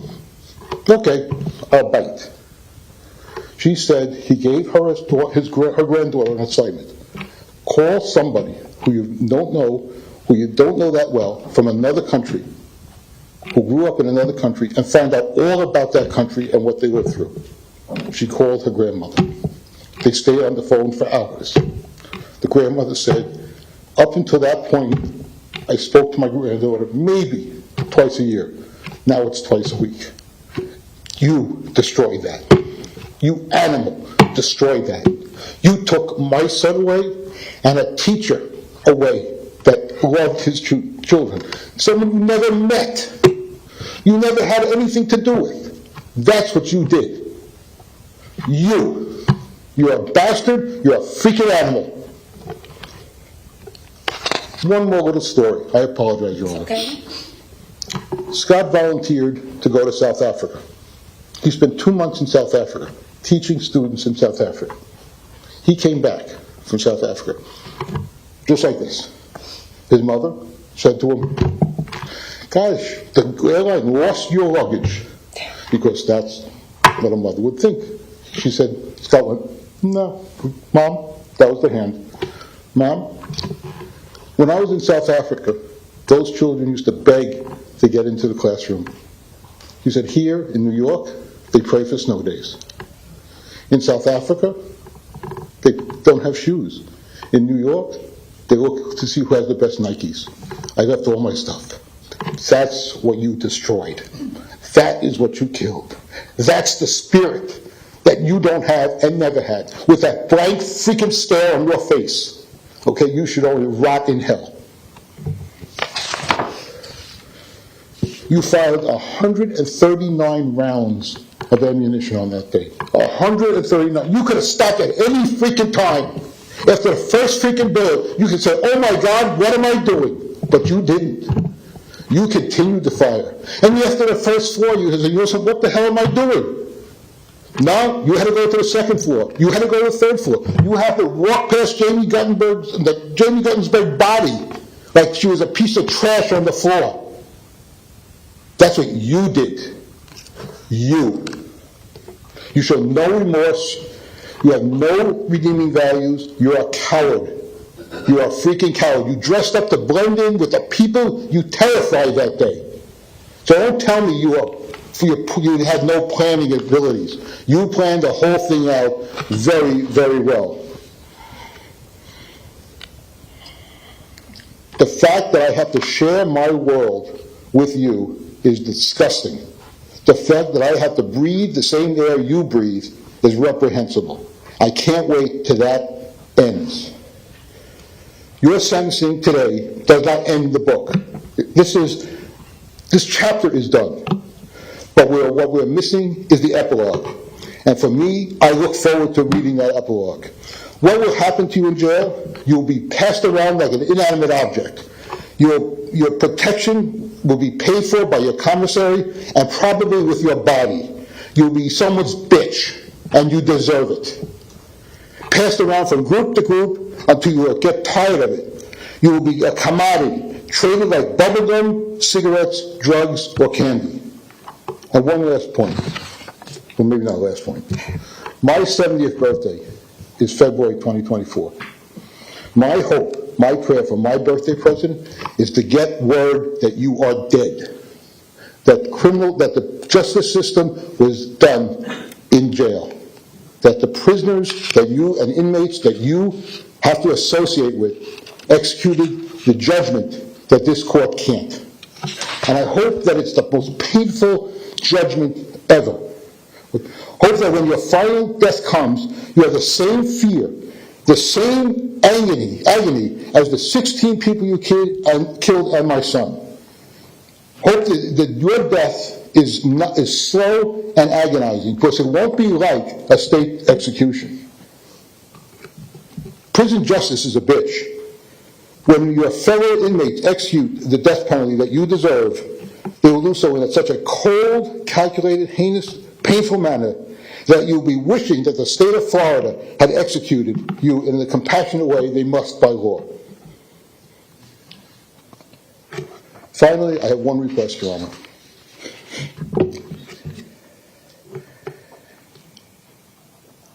I'm sorry. I just want to say one more thing. In spite of you, in spite of that cold stare, in spite of that ice water bullshit that runs through your veins, in the fact that you have no remorse, no feelings for anything or anybody, we will survive. These 17 families and all the victims of your heinous crime will survive. We will go on, we will make the best of our lives, and we will deal with the daily grief, pain, and anger that we feel every day.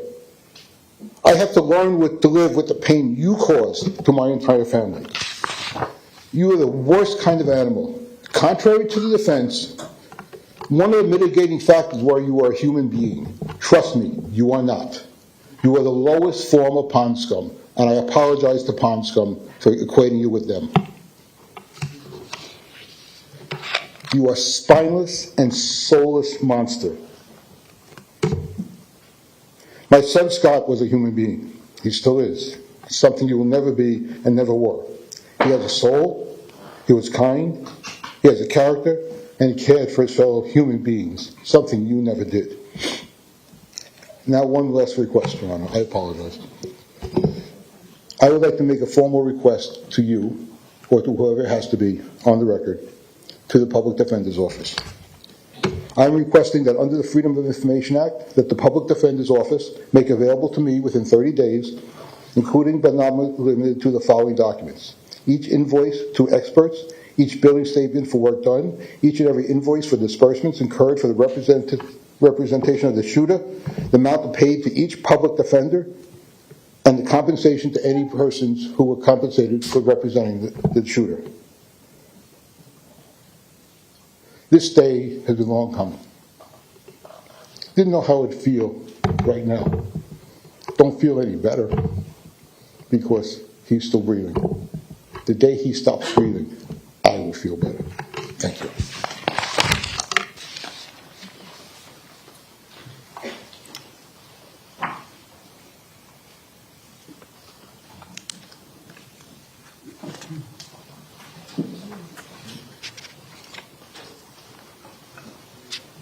Mrs. Linda Beagle, Shulman. Good afternoon. Is it Beagle or Shulman? Beagle Shulman. Okay. Good afternoon, Ms. Beagle Shulman. Please raise your right hand. Do you solemnly swear or affirm the testimony you're about to give is the truth, the whole truth, and nothing but the truth? I do. Thank you. You can put your hand down whenever you're ready. Ms. Shulman, would you like to give a statement on behalf of your son, Scott Beagle? Yes, thank you. Please do.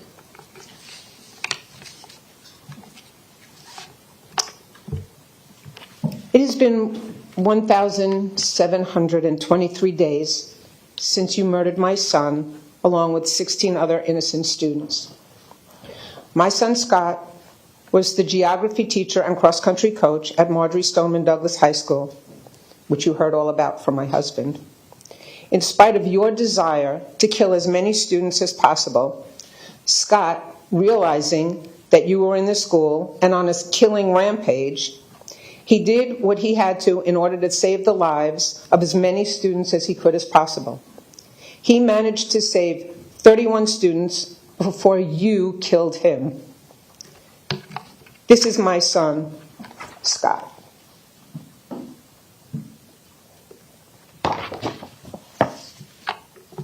I've had 15 days to ponder the jury's verdict, and I realized that the death penalty was way too easy for you. I learned that here in Florida, the average death penalty case takes 18 years from sentencing to execution. That means that I would probably be dead before you were executed. I will go forward knowing that you are going to a maximum security prison with other murderers, much tougher than you are.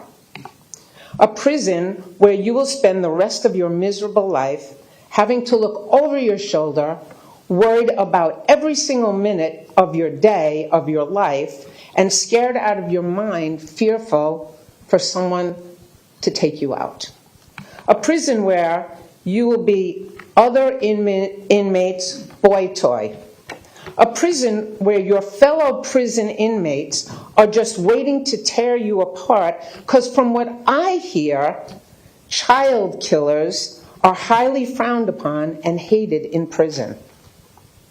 You will look back at the time that you spent in the Broward County Jail and see it as it was a hotel compared to the prison where you are headed.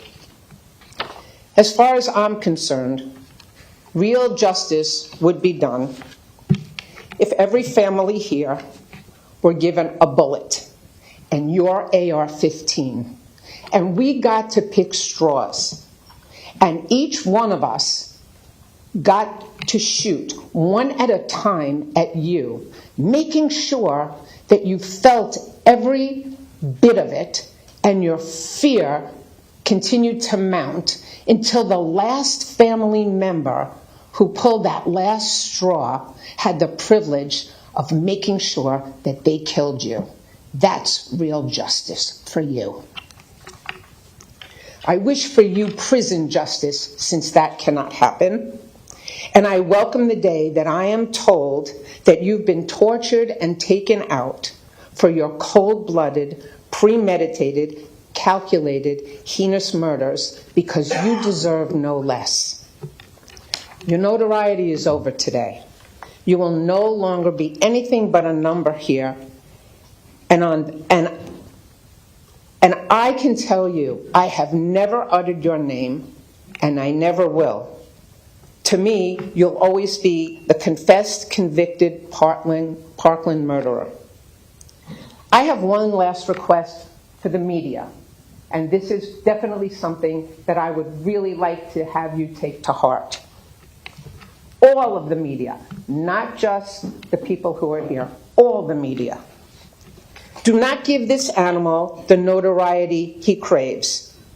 Out of respect for the 17 families whose loved ones were murdered by this animal, an animal that continues to show no remorse, please do not use his name in your reporting ever again.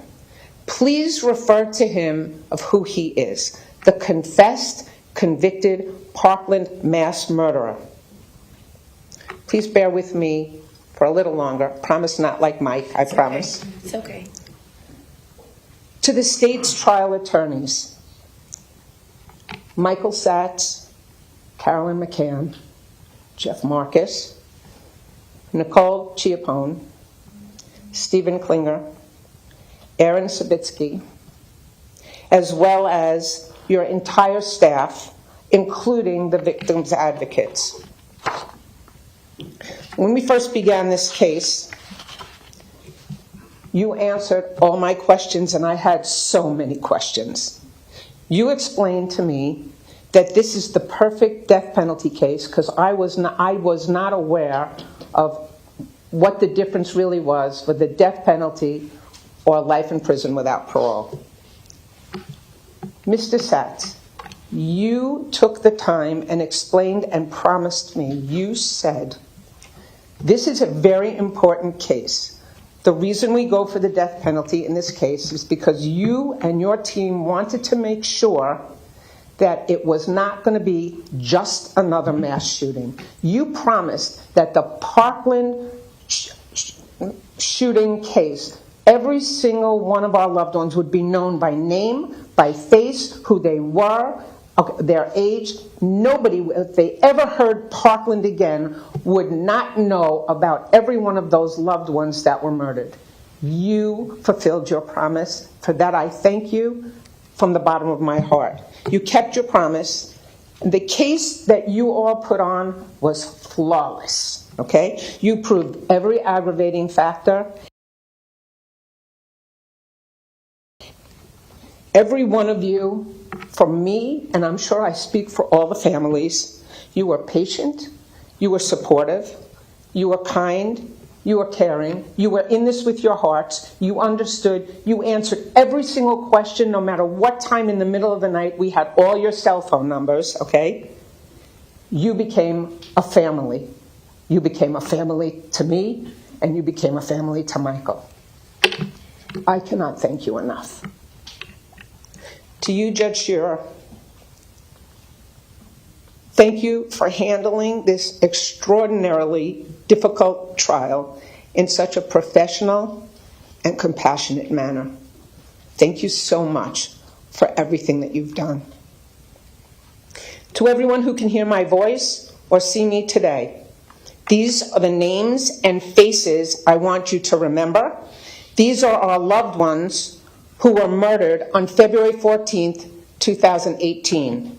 These are the innocent lives that we will remember and celebrate forever.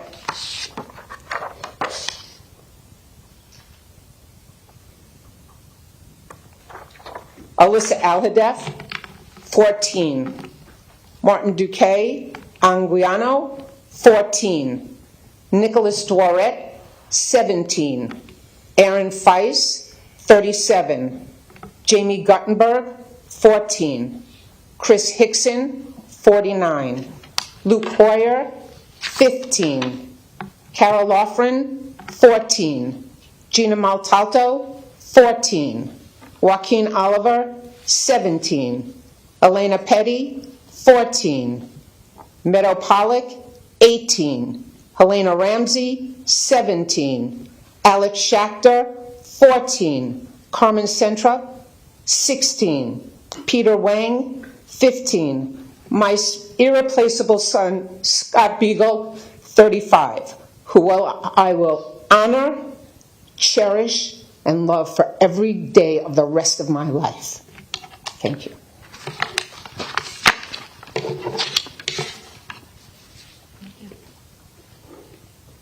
Can we have a short break, Your Honor? Sure.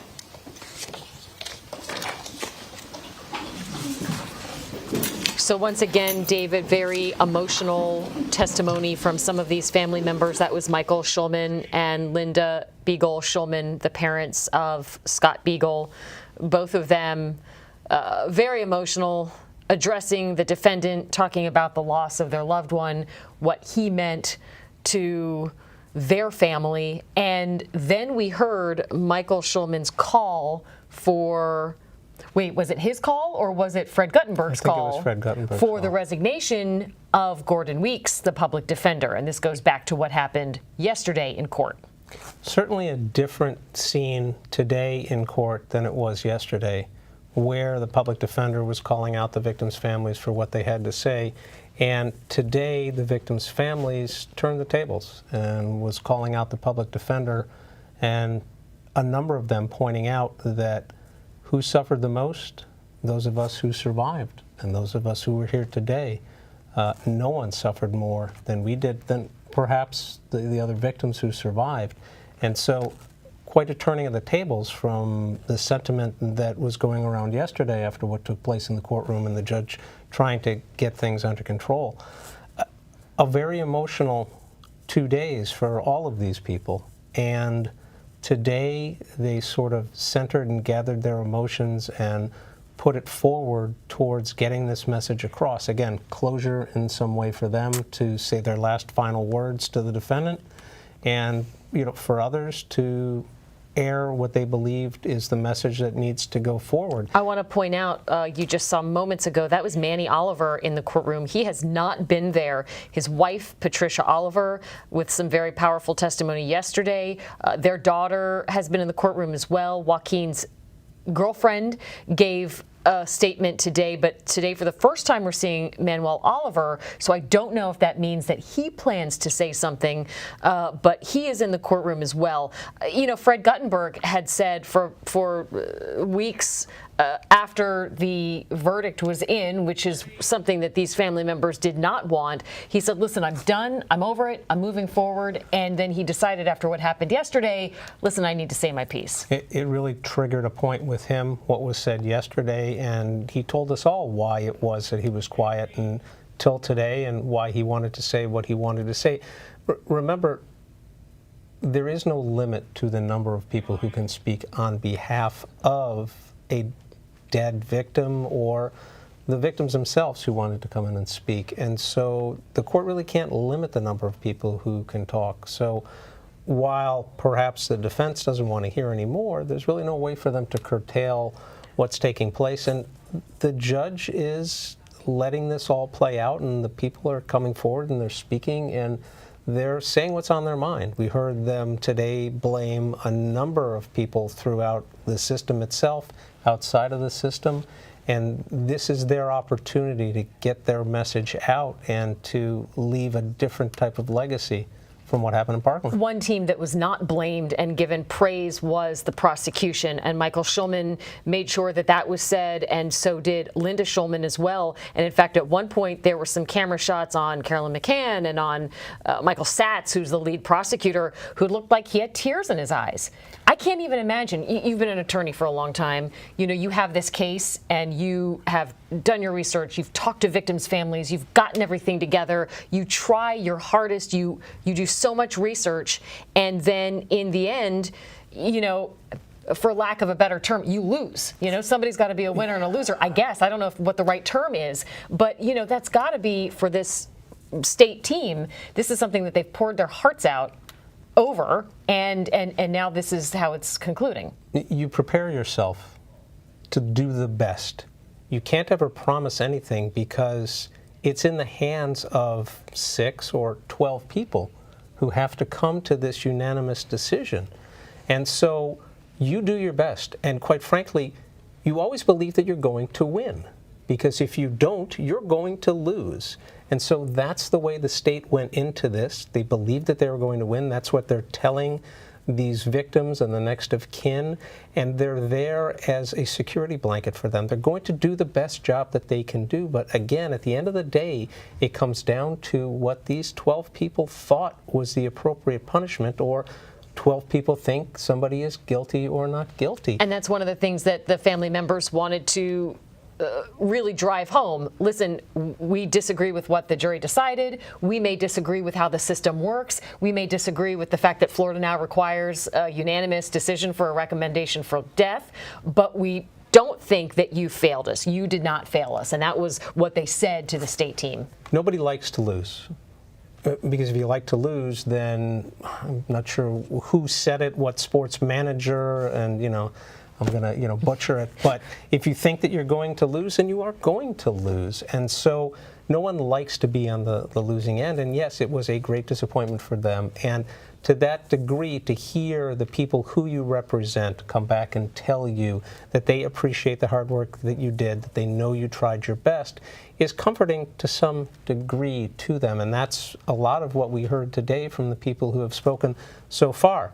I'm not sure how many more people are going to come up or whether... So let's talk about that for a second, because we don't know. The state has said explicitly they are not providing a list of speakers. And as you know, things have been fluid, right? We didn't think we were going to hear from the Guttenbergs, and we did. So this could go on for a long time. But if all goes as planned, the plan that we, at least the general plan that we know of, once these victims' family members say what they say, then the judge ultimately then imposes the sentence. Right, and that's what I expect to happen today, whether we're going to finish when we come back from this short break, whether we're going to go for another hour or two, but today is going to be it. Today is going to be the day that she pronounces sentence. Now, what can we expect or not expect coming up?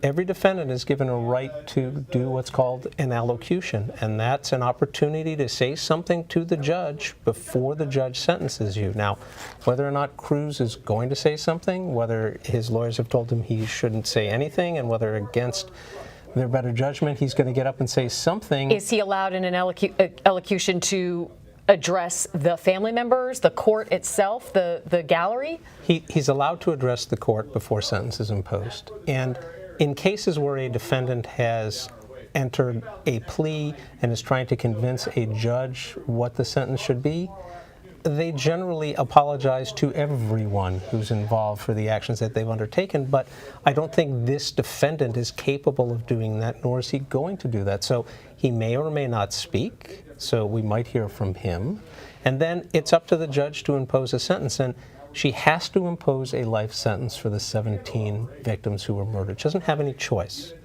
She can impose a life sentence for the 17 victims who were victims of an attempted first-degree murder with a firearm, because that's a maximum penalty. And so, in all likelihood, she's going to impose 34 sentences based on the counts that he's pled to in this particular indictment that was returned. So the question remains, does she impose these sentences concurrently with each other, so he's serving one life sentence? Or does she impose them consecutively so that he's serving 34 life sentences? And some people might ask, and I know you discussed this yesterday with Gail, why does it matter? It matters because right now, as we stand here, today, there is no parole in Florida, and that means life sentence means life, and you go in and you come out when you die. Right, and that was the plea. Life in prison without the possibility of parole. But, as you mentioned, sometimes laws change. We don't know, and we can't predict what's going to happen 10 years from now, 15 years from now, 25 years now, and given his age, 30 years or 40 years from now, there may be a change in the law, and they may decide, well, you know what, we are going to bring parole back, and so anybody who has served a certain number of years, it had been 25, we're going to bring you before the parole board, and we might let you out. Now, if you have one life sentence, you'd be eligible for parole on your one life sentence. Much greater possibility. If you have 34 life sentences, you have to get to the last life sentence, so there's only one life sentence that remains before you'd be eligible for parole. And you only have one life. And so as odd as it might sound, the families are hoping that this judge imposes 34 consecutive life sentences. And it seems as though the way things are going, that is likely what she may do. I can't predict what's going to happen. This is true. But you would think that given the attention this has received and what's going on here and the message that it needs to be sent, that that's the type of sentence that she'll impose. And so that's what we'll hear if he speaks or doesn't speak. His lawyers are not going to have very much more to say to the judge because they know what sentence is going to be imposed. And so that'll be the end of it today. And then he will become prisoner number, whatever prisoner number he is. He will be in the custody, care, and control of the Florida Department of Corrections. He'll be sent off to the South Florida Reception Center. They will evaluate him there. They'll decide where he's going to be placed. And then it's out of the judge's hands. And it's out of everybody's hands but the Bureau of Prisons. They decide where he's going to live, how he's going to live his life, what privileges he's going to get or not get, how he behaves is going to factor into all of that, and then he will become a number in the system. First things first, let's get to this break. We'll see if we hear from more family members, and we'll see if we hear from the defendant as well. They're taking a quick break. We will be back as soon as court is back in session.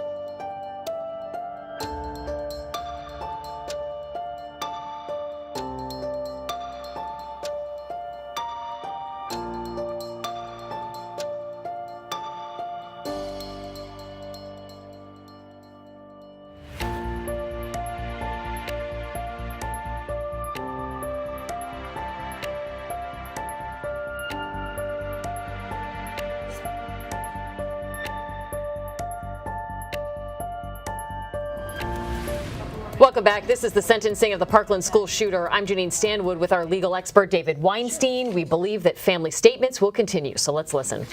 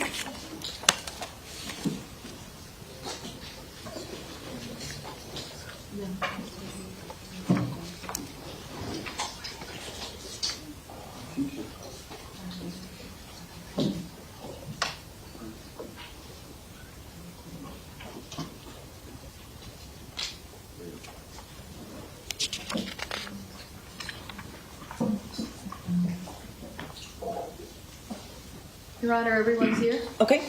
Thank you. Sure. The state would next call Ms. Andrea Gersey.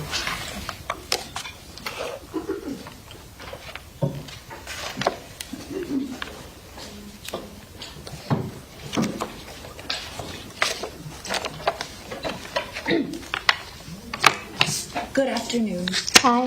Please raise your right hand. Do you solemnly swear or affirm the testimony you're about to give is the truth, the whole truth, and nothing but the truth? I do.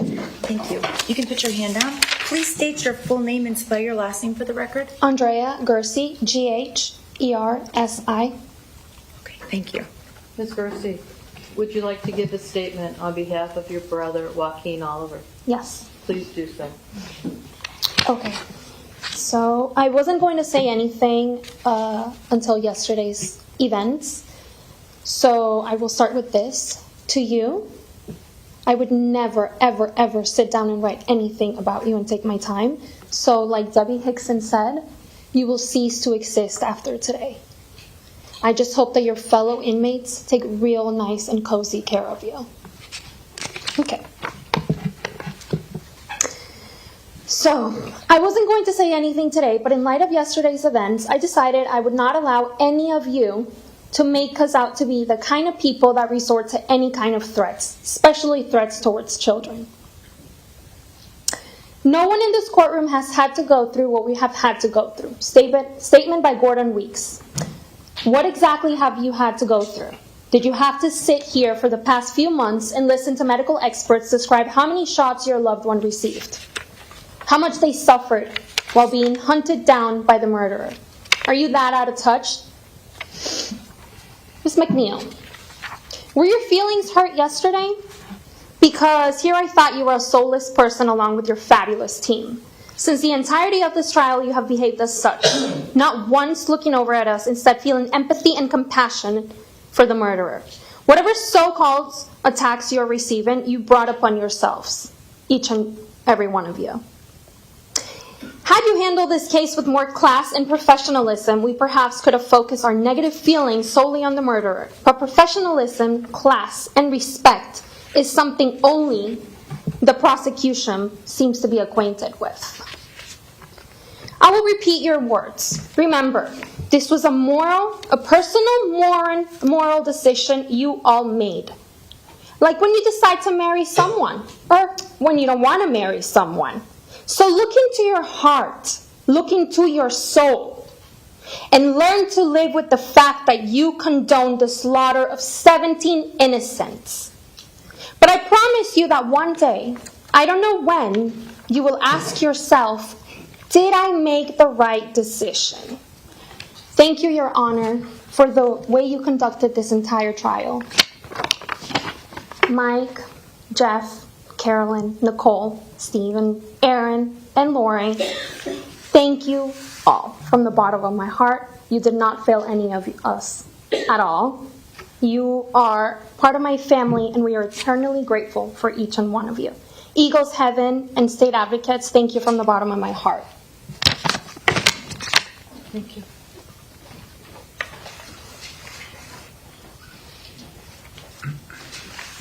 Mr. Manuel Oliver.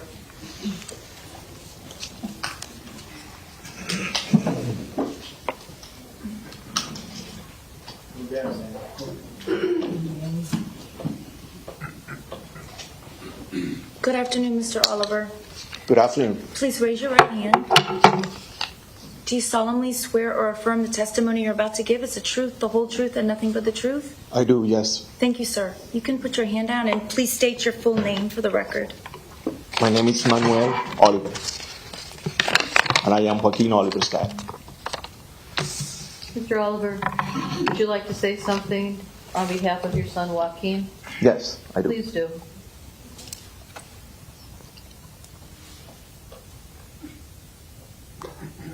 I was advised not to be in this room since the very beginning of the trial because if I have said something wrong, you guys could complain. And then I will feel very guilty, not only for my family, but for the other families. So I took an advice from some of my friends here and decided to and decided to stay home and watch you guys all time, and watch my brave girls, Andrea and Patricia, doing what they did. And I saw how this doctor was explaining the autopsy of Joaquin. Details that I was avoiding, because I always hoped that Joaquin did not suffer. But he did suffer.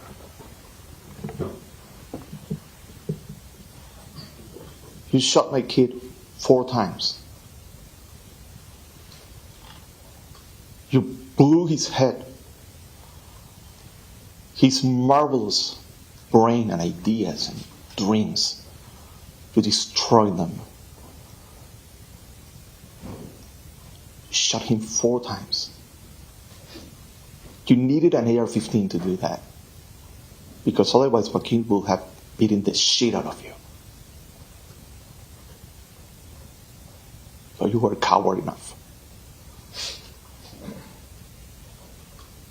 And you can be cowards in this life. Hiding your actions. The middle finger, lady. Apologizing for a middle finger. You need to learn how to do a middle finger. So you don't need to apologize to anyone.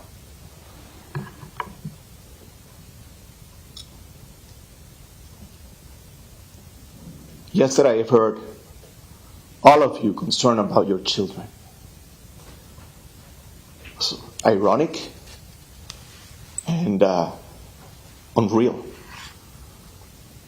The whole trial suddenly, oh, don't mess with my kids, my children. Keep away from that. Really? What about our children? So for a minute, the trial was about protecting your kids. That was crazy. That was crazy. I was told not to use profanity here. I won't. I'll try.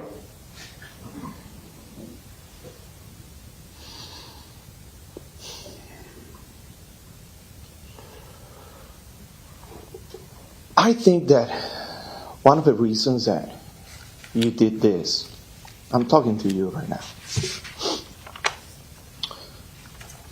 is to be famous. So I think that someone will steal that fame from you. Whoever takes care of you will own that fame. And someone will.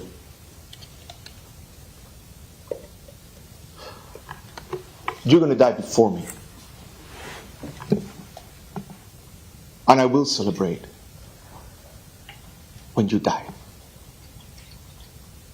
I heard you saying that you don't want to suffer. You don't like painful things. You understand that you will suffer and you will go through pain. A lot of pain. It would be much easier die like a king in a supervised way that everything goes. I wish I could die like that. That's not your future anymore. A lot of pain, a lot of suffering, and someone will replace your fame.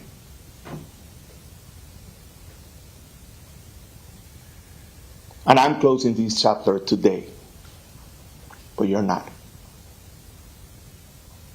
Your chapter opens today.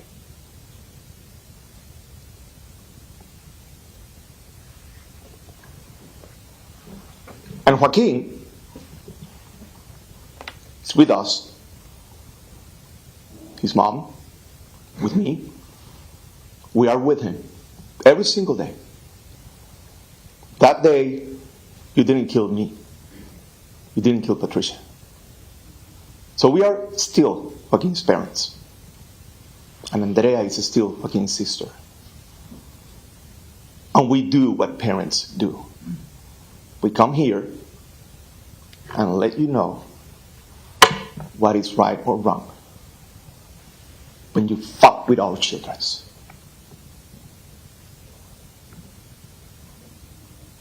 And a lot of people will hate all of you guys now. And they've seen your faces. And you can complain about what I'm saying right now. I don't care. Go ahead. I'm the last speaker, by the way, so I don't think nothing will happen if you say anything right now.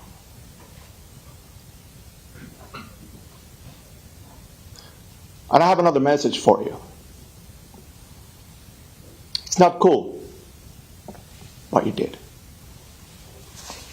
All the kids, the youth, that along with Patricia and myself work tireless every single day on debating gun violence and change the future of this nation, hate you. So if you were trying to be the cool guy, you're not. You're the worst. How does it feel? Nobody likes you. Sad. You know who they love? Joaquin. They love him. They send him messages. He has followers, millions of followers for all around the planet. And they will keep on following Joaquin while you are afraid of going through pain and die because someone will steal your fame.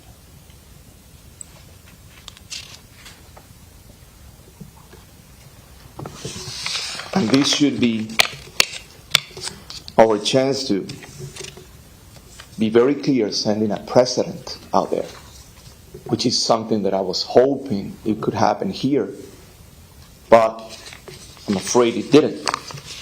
Because if we have a death penalty option, again, you have heard this 1,000 times, and we're not using it to take care of this monster, then when are we going to use it? So, people that do what you do should be punished. And we have the chance to show everyone that that is an option. And we wasted that opportunity. So now, the families, including myself, we need to declare that precedent. That is wrong. People like you don't deserve a space here. And that's why we are so clear speaking. We're not talking to you. You guys think that the whole universe goes around you. We are not talking to you. We don't care about you guys. You get offended like I'm talking to you. I'm talking to a whole nation. He doesn't deserve to be here in this society. But, as my wife said, karma. Oh, I'm crossing that line again.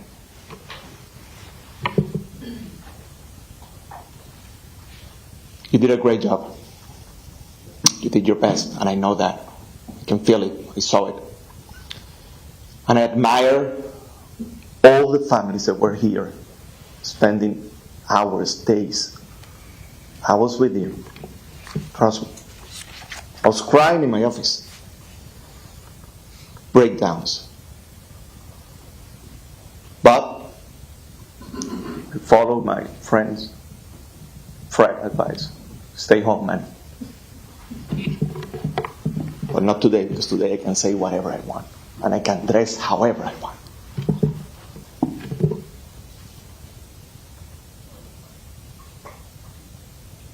All right. Do I feel better now? I don't know. Tomorrow, you guys are going to go back to your perfect lives, enjoying your family. Tomorrow we're going back to our thing, missing our kids. and you are out of the picture. And you will be erased from the picture sooner than later. It's time for you to be afraid of me. Thank you. Thank you, sir.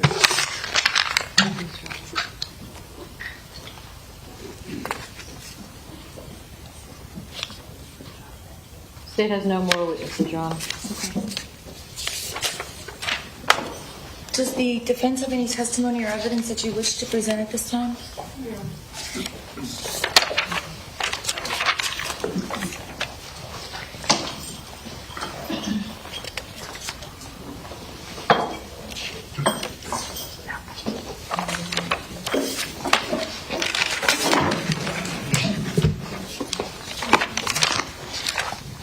Good afternoon, Mr. Silvershine. I've had the opportunity to read the state's memorandum of law with regard to sentencing, SF 231. Does the defense have any objections to the state's interpretation of the law and the maximum sentence to be imposed on all 36 counts of the indictment? No, Your Honor. 34 counts, excuse me. No, Your Honor, we've also had an opportunity to review the score sheet, and we see no errors in that. Your Honor, Joel Silvershine on behalf of the state. We've submitted a guideline score sheet which reflects a lowest permissible sentence of 1,029 months. That's been provided to the defense. At this point in time, as to the sentence regarding counts 1 through 17, which is murder in first degree, under Florida statute, chapter 775.082, there's only one sentence that can be imposed at this time, and that is life imprisonment with no possibility of parole. As to counts 18 through 34, which is attempted murder in the first degree with a firearm, those are life felonies. The court has the ability to sentence under the Criminal Punishment Code to life imprisonment. The lowest permissible sentence being that over 363 points also gives the court the ability to sentence the defendant to life imprisonment on those counts. Additionally, the court needs to consider the ability of the court of these sentences to run consecutively. And under the case law, under Chapter 921.16, subsection 1, that can be done. The court does have that option. The court also has the ability to sentence the defendant to life imprisonment on those counts involving attempted first-degree murder, where not only because of it being a life felony, but for those crimes for which great bodily harm was alleged under the 1020 life law, because the guilty plea of the defendant acted as an admission or a confession to everything that is in the allegation in the indictment, that allows the court under that particular statute, which is the 1020 life law, to be sentenced to life imprisonment under that. For those 9 counts which did not involve, which was not alleged to have great bodily injury, where there is possession and discharge alleged, those crimes must have a 20-year mandatory minimum, also assessed along with what the state will present will be a request for life imprisonment. Those are the legal ramifications as far as the sentencing guidelines are concerned and the law. There is one other thing I would ask the court to address. On October 28th of this year, this would be SF 232, the state filed a notice to the defendant in the Department of Legal Affairs regarding Florida Statute 924.512. That is the Florida version of the Son of Sam law. And I read as follows. Comes now the state of Florida by and through the undersigned assistant state attorney and gives notice to the defendant in the Department of Legal Affairs that the state of Florida intends to invoke the provisions of Florida Statute Section 944.512, commonly known as the Son of Sam Law, should there be royalties, commissions, proceeds of sales, or any other thing of value payable to or accruing to the defendant or a person on his behalf, including any person to whom the proceeds may be transferred or assigned by gift or otherwise from any literary, cinematic, or other account of the crime for the crimes for which the defendant is convicted. Any proceeds will be distributed as provided by law. This has been provided to the defense. I have also contacted the Department of Legal Affairs, and they acknowledge receipt of this as well. And with that, I will defer to Mr. Satz. Your Honor, we would ask for the maximum sentence for the first 17 counts of the indictment of murder in the first degree. We would ask the court to sentence the defendant to consecutive life sentences for the 17 counts of first degree murder, and to counts 18 through 34, the attempted murder in the first degree. We would ask the court for each one of those 17 counts, sentence the defendant to life in prison. Each one of those 18 to 34 counts to run consecutive to one another. And all 17 of those counts of attempted first degree murder all be consecutive to the first 17 counts. All 34 counts to run consecutive. All 34 life sentences. That is our ask. Thank you.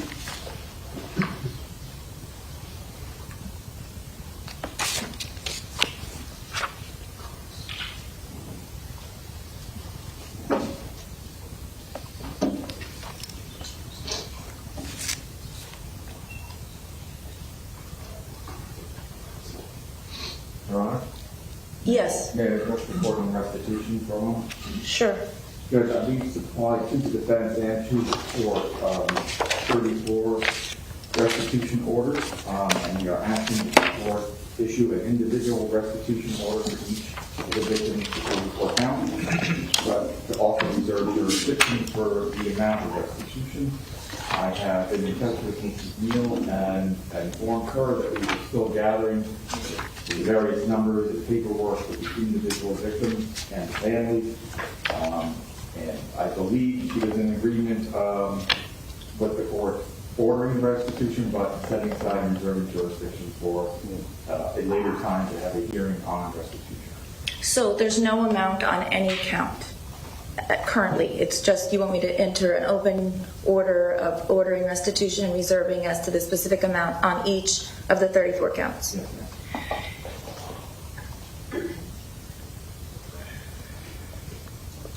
So I may be misreading part of the sentencing memorandum, but it's my understanding that each and every count that alleges an actual possession and discharge, which is all of them, should have also a 20-year minimum mandatory prison sentence under Florida's 1020 life statute?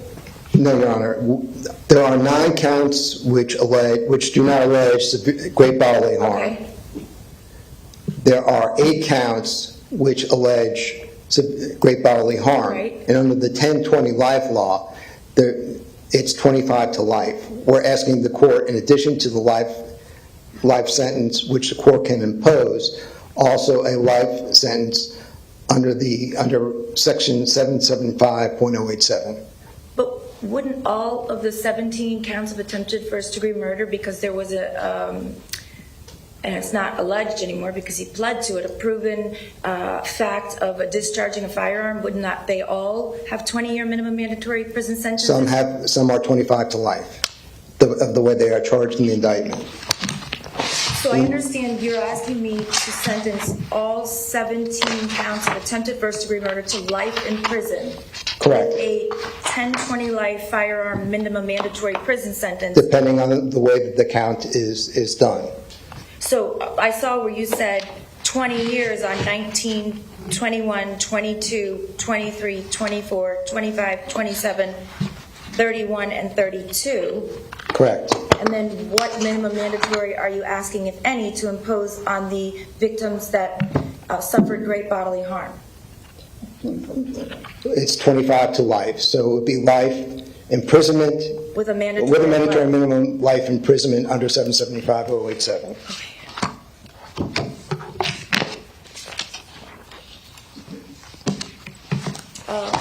And those would pertain to the following counts: 18, 20, 26, 28, 29, 30, 33, and 34. So it would be life mandatory under 775.087 for counts 18, 20, 26, 28, 29, 30, 33, and 34. And as to counts 19, 21, 22, 23, 24, 25, 27, 31, and 32, life imprisonment with a 20-year mandatory minimum under Florida Statute 775.087. Defense, was that your understanding of the sentencing memorandum or the reasoning in the state sentencing memorandum? Yes, Your Honor, we're in agreement with the state. Your Honor, there's just one more matter. The state filed a notice for cost of prosecution of SF-233. I spoke to the defense. They are in agreement with the amount. I did attach an exhibit to justify the cost. I prepared an order for the court. You may. And while the sheriff's office, I don't believe there's a representative here, but I think the defense can answer my question. I received an agreed order as to civil restitution lien to Broward Sheriff's Office, but the amount is much different than what was originally asked for. And so that's why I hadn't signed it yet. So it is an agreed order between the defense and the Broward Sheriff's Office. I believe there's a statutory cap of $250,000. I believe that the cost of incarceration far exceeds that. So you all are agreeing to the statutory cap? Yes. Okay. And I have copies, if Your Honor needs it. I have the order right here. I just needed to reconcile the.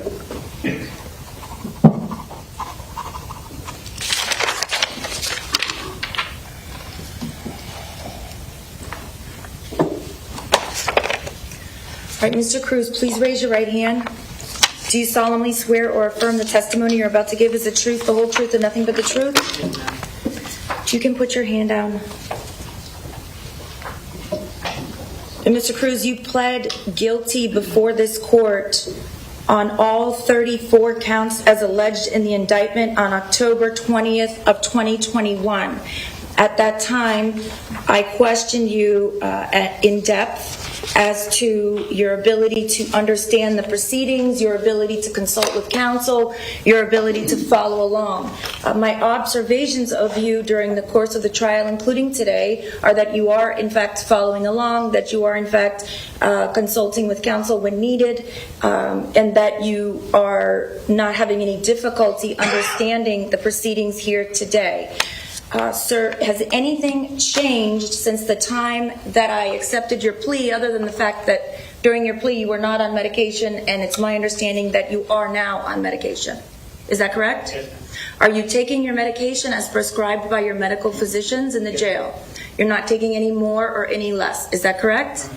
And is your medication affecting your ability to understand what's going on here today? No, ma'am. Are you having any trouble concentrating? No, ma'am. Are you having any trouble understanding me when I'm speaking to you, or understanding any of the witnesses as they're speaking? No, ma'am. And you're able to follow along sufficiently? Yes. Do you have any questions about what's going on today? No.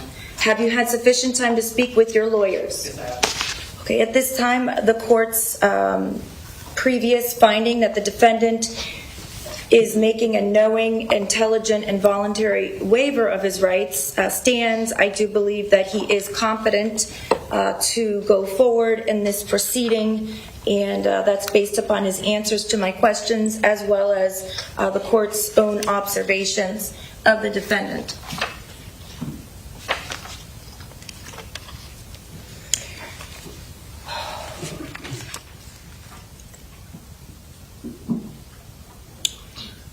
Before I impose the sentence in this case, I want to thank the family members for the privilege of learning about each and every one of your loved ones. I can tell you that they will not be forgotten, And I feel that I know each and every one of them by the personal stories that you have given. By way of example, Mr. Beagle, I remember as the witty teacher with the dry sense of humor. Luke Hoyer as the unexpected baby that came but was so welcomed by his mom and dad. And these are just two that I'm remembering off the top of my head. You all have been so strong and patient and graceful throughout this process, and I can't help but think of how I would behave or respond if I were in your shoes. And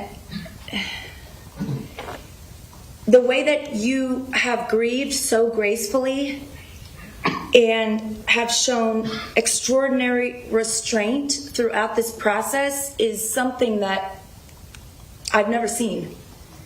And as a group of people, you are so strong and so united that if anything good came out of this event, I feel seeing you, I can know that you are all going to be okay because you have each other.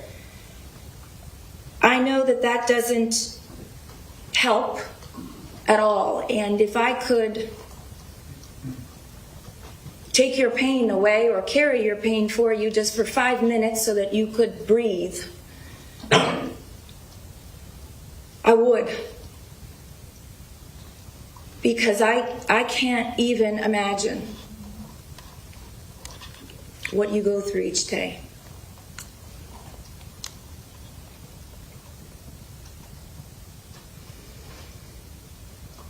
You are a wonderful, strong community. And I also want to tell you that when I visited that school, I expected tragedy and sadness, which is present.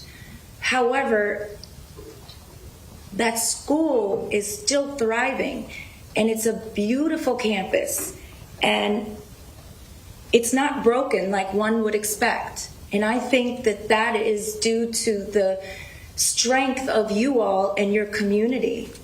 And I think that when people remember that school, they're going to remember the strength of the community and how, I mean, every one of these kids came up here, the survivors, and testified as to the schools that they're attending and how well they're doing. It speaks volumes to you all as families, and the care and the love that you provide your children.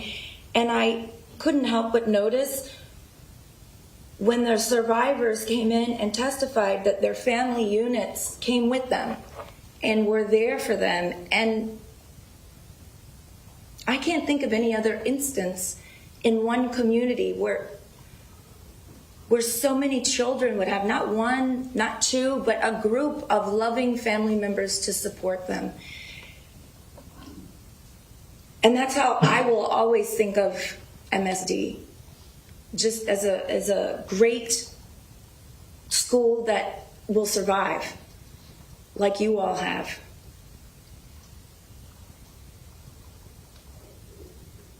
So many of you thanked me. I want to thank you because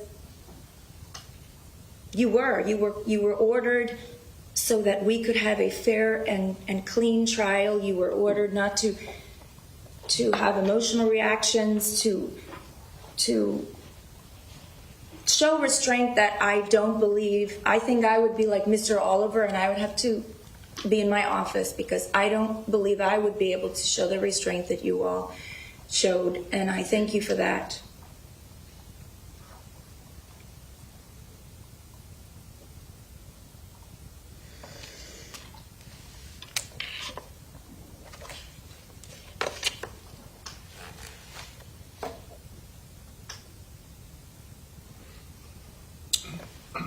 It's the sentence of the court as follows.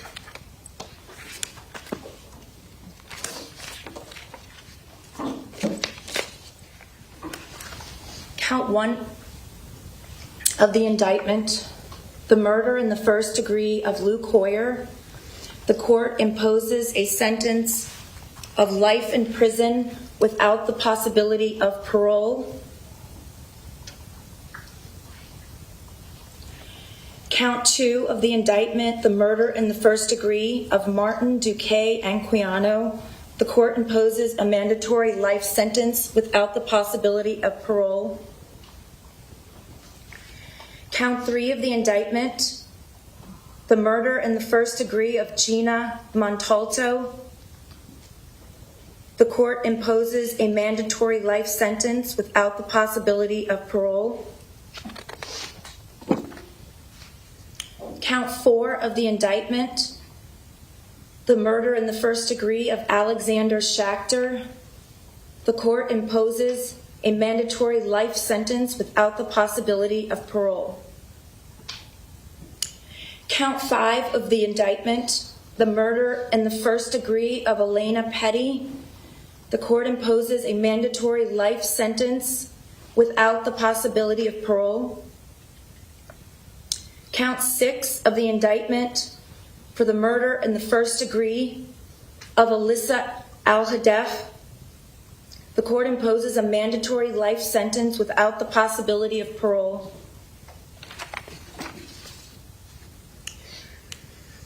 To count 7 of the indictment for the murder in the first degree of Nicholas Borat, the court imposes a mandatory life sentence without the possibility of parole.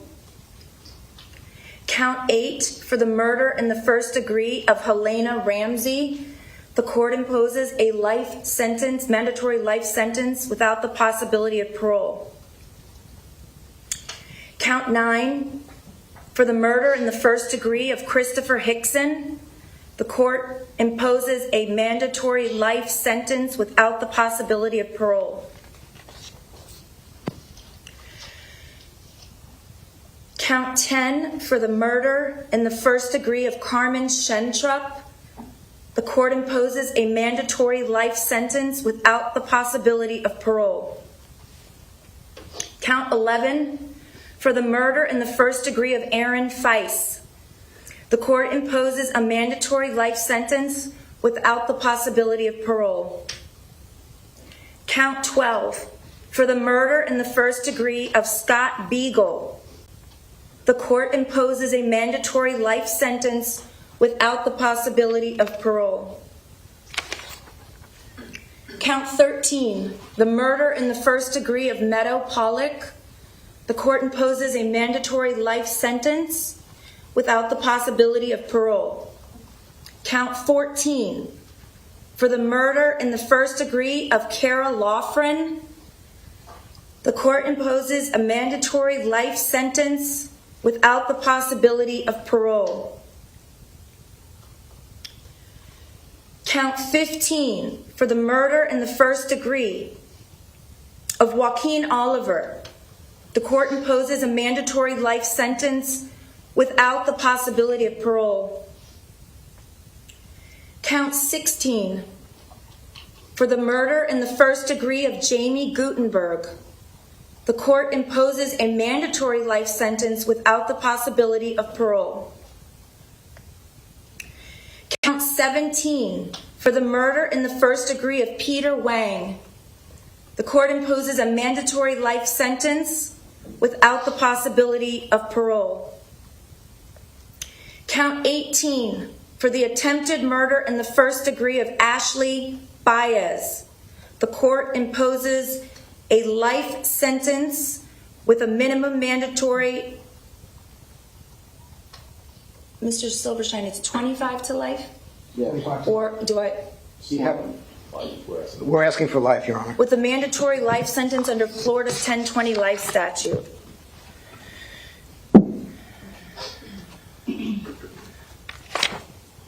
Count 19, with the attempted murder, for the attempted murder of William Olson, the court imposes a life sentence with a 20-year minimum mandatory sentence under Florida's 1020 life statute. Count 20, for the attempted murder in the first degree of Kashava Magnapuram, the court imposes a life sentence with a mandatory life sentence under Florida's 1020 life statute. Count 21, for the attempted murder in the first degree of Justin Colton, the court imposes a life sentence with a 20-year minimum mandatory prison sentence under Florida's 1020 life statute. Count 22, for the attempted murder in the first degree of Alexander Borat, the court imposes a life sentence with a 20-year minimum mandatory prison sentence under Florida's 1020 life statute. Count 23, the attempted murder in the first degree of Genesis Valentine, the court imposes a life sentence with a 20-year minimum mandatory prison sentence under Florida's 1020 life statute. Count 24, for the attempted murder in the first degree of Daniela Menescal, the court imposes a life sentence with a 20-year minimum mandatory prison sentence under Florida's 1020 life statute. Count 25, for the attempted murder in the first degree of Samantha Grady, the court imposes a life sentence with a minimum mandatory of 20 years Florida State Prison under Florida's 1020 life statute.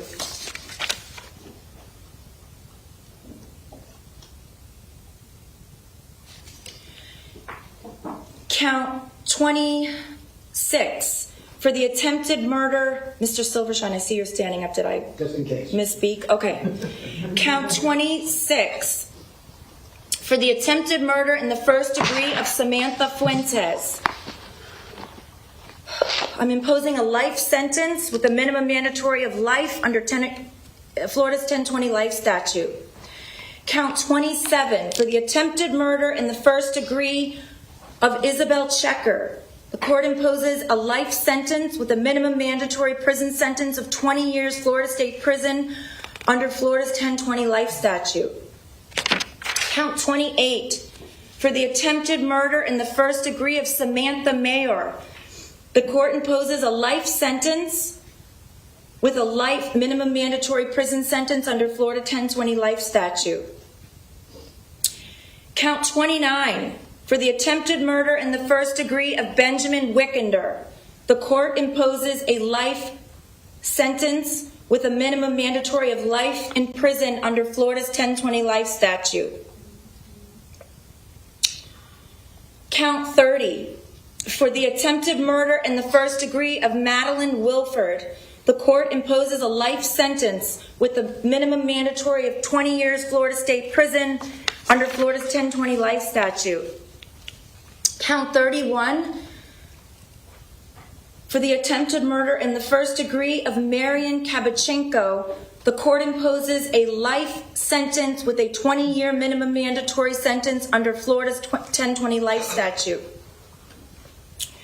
Count 32, for the attempted murder in the first degree of Stacy Lapel. The court imposes a life sentence with a 20-year minimum mandatory prison sentence under Florida's 1020 life statute. Count 33, for the attempted murder of Anthony Borges. The court imposes a life sentence with a mandatory life sentence under Florida's 1020 life statute. Count 34, for the attempted murder in the first degree of Kyle Lamont. The court imposes a life sentence with a minimum mandatory of life in prison under Florida's 1020 life statute. I am ordering that each and every count of the indictment run consecutive to one another. Your Honor, on count 30, Yeah, that's what I was going to on count 30, that is a 25 to life, not 20 years. Madeline Wilford. Madeline Wilford. Okay, excuse me. I misspoke. On count 30, there is alleged and proven the use of a firearm discharge and infliction of great bodily harm on Madeline Wilford. So I am correcting my previously imposed sentence. It is a life sentence with a mandatory life sentence under Florida's 1020 life statute. Again, I am ordering that all 34 counts of the indictment for each sentence is to run consecutive, that is, one after another. I'm ordering all mandatory court costs, all costs of prosecution. I'm ordering the costs of incarceration of the defendant by the Broward Sheriff's Office. I'm also imposing a public defender fee pursuant to Florida statute. I'm ordering restitution for each victim as previously named in counts 1 through 34 of the indictment, with the specific amount to be determined at a later time. I am ordering pursuant to 943-325, the defendant is to submit to 2 samples of his blood or less intrusive method for purposes of the DNA bank. Mr. Cruz, you are remanded to the custody of the Department of Corrections to complete the mandatory life sentences imposed by the court. You have 30 days to appeal the judgment and sentence of the court. If you fail to appeal within the allotted time period, or you fail to contest the imposition of any of the fees or costs imposed during that 30-day period, you will waive said appeal. I am also granting the state's motion under the Florida equivalent of the Son of Sam law, which means, Mr. Cruz, you will not be able to benefit in any way as far as monies are concerned as to the crimes that you committed. In addition, I am going to order the Department of Corrections to garnish the commissary account of Mr. Cruz until all of restitution and costs of prosecution and costs of the Sheriff's Office are paid in full. The Department of Corrections, I don't know where you're going, but they can assign that duty to their local office, where they will charge an applicable fee and garnish your commissary until all of these amounts that I have previously ordered are paid in full, specifically the costs of the sheriff, the state, and any restitution that is ordered. Is there anything else from either side? Not from the state, Your Honor. Is there anything from the defense?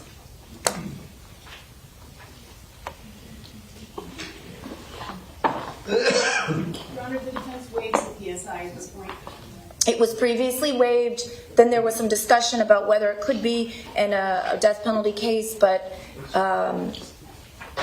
the defense is maintaining their waiver of a PSI. Mr. Cruz, you're still under oath. Are you in agreement that you're not asking for a PSI in this case? Okay. Is there anything else? No, Your Honor. All right, he's remanded to the custody of the Department of Corrections. And he's to be given credit in the amount of 1,718 days time served.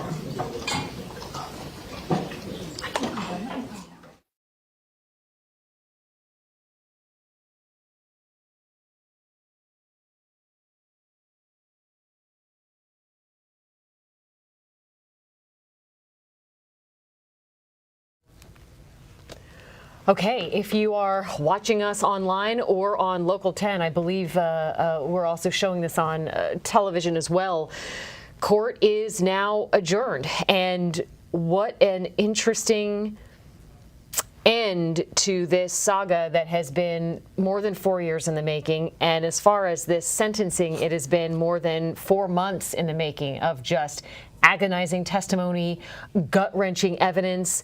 And now it is, well, in terms of the hearing and the trial goes, this is over. This is hopefully the last time any of these victims and next of kin are going to have to appear in court again. We heard mention of a restitution order that was being entered in restitution reserve, but hopefully the parties will agree to that so none of these people have to come back to court. But this will be the last day that the defendant and all of these people have to appear in court again. And so it is that closure that they're getting. Some of the next of kin and the victims talked about that, having closure. They had an opportunity to say their piece to the defendant, and now the court part is over. This is not the sentencing that they wanted. Most of the family members who spoke and who spoke to us publicly decided, some of them after listening to all of the testimony, that they wanted the death penalty, but not every juror agreed. It was 9-3 is what we determined after interviewing some of these jurors, and it has to be unanimous in the state of Florida. That's the way that the law is written. That's the way that the United States Supreme Court has interpreted it. It has to be a unanimous decision. That's not to say that juries haven't reached unanimous death penalty recommendations in state or in federal court. As recently as the Boston bombing case, that was a unanimous 12-0 verdict there. So it can be accomplished, but here it wasn't. There were 3 people that decided that death was not the appropriate punishment, and so under law, it was a life sentence that the judge had to impose. She had no choice. So many of these family members are right now still in the gallery. They are embracing. One of the things that the judge had mentioned was that she was just very impressed by these family members who were ordered to stay quiet. They couldn't wear certain pieces of clothing. They couldn't say what they wanted to be would happen to the defendant in their victim impact statements. That's under Florida statute. But in this case, they can say what they want, they can wear what they want, and now there is maybe not a sense of closure, maybe that's not the right word, but relief. So there's Manuel Oliver, and he is hugging Linda Shulman. And you know, some of these family members have said they're part of a club they'd never want to be a part of. But now they're in this together, and they share just this unbearable pain. And today and yesterday were their last days that they could say their piece. But part of what they said today, to a T, everyone who spoke said that this may be over in court. This may be the last time they have to face the defendant and have to deal with this, but their journey is not over, and the message they want to carry is not over. They wanted the legacy of this to be not about the defendant, but about changing the way that things work with regards to whether it's gun law, whether it's safety in the schools, and a variety of other messages they had. And you can see, I'm just going to interrupt you very quickly, that's Judge Scherer. She is off the bench, and she now has an opportunity to speak to some of these family members who thanked her for keeping things moving. Listen, there were fireworks throughout the last 4.5 months. There were tensions between the defense team and the judge, and of course that's going to happen when you have a big defense team, a big prosecution team, different personalities, family members, but in the end, it looks like they are, at least these family members, are appreciative of the work that was done, even though the jury did not come to the recommendation that they wanted. They put their trust in the hands of the prosecution team. They put their trust in the judge to conduct the courtroom and maintain decorum in the courtroom and make sure that there were no reversible errors, that there were no reasons to cause for a mistrial, and so that's what they're appreciative of. They were not happy with what the result was, but they understand that that's what the result was, and they're going to live by it and abide by it. So let's just make sure that we know what we're talking about here. Well, you know what you're talking about. I'm still processing it, right? So 17 counts of murder that the defendant pleaded guilty to. The judge, of course, didn't have much deviation in what she could order because of the state statute. But correct. What she did was, and explain this, so it's life in prison without the possibility of parole, and she ordered those to be served consecutively, not concurrently. One right after the other. And the reason she did that is because while today there is no possibility of parole, we can't predict the future. We don't know what is going to happen 10, 15, 20, 25 years from now. He's only 24, 25 years old, and so the law might change. And if she had sentenced him concurrently, meaning all of these sentences of life ran together, it would be one life sentence. So at some point in time, if the law changed and they decided they were going to start awarding parole again, he'd be eligible for parole, but not here.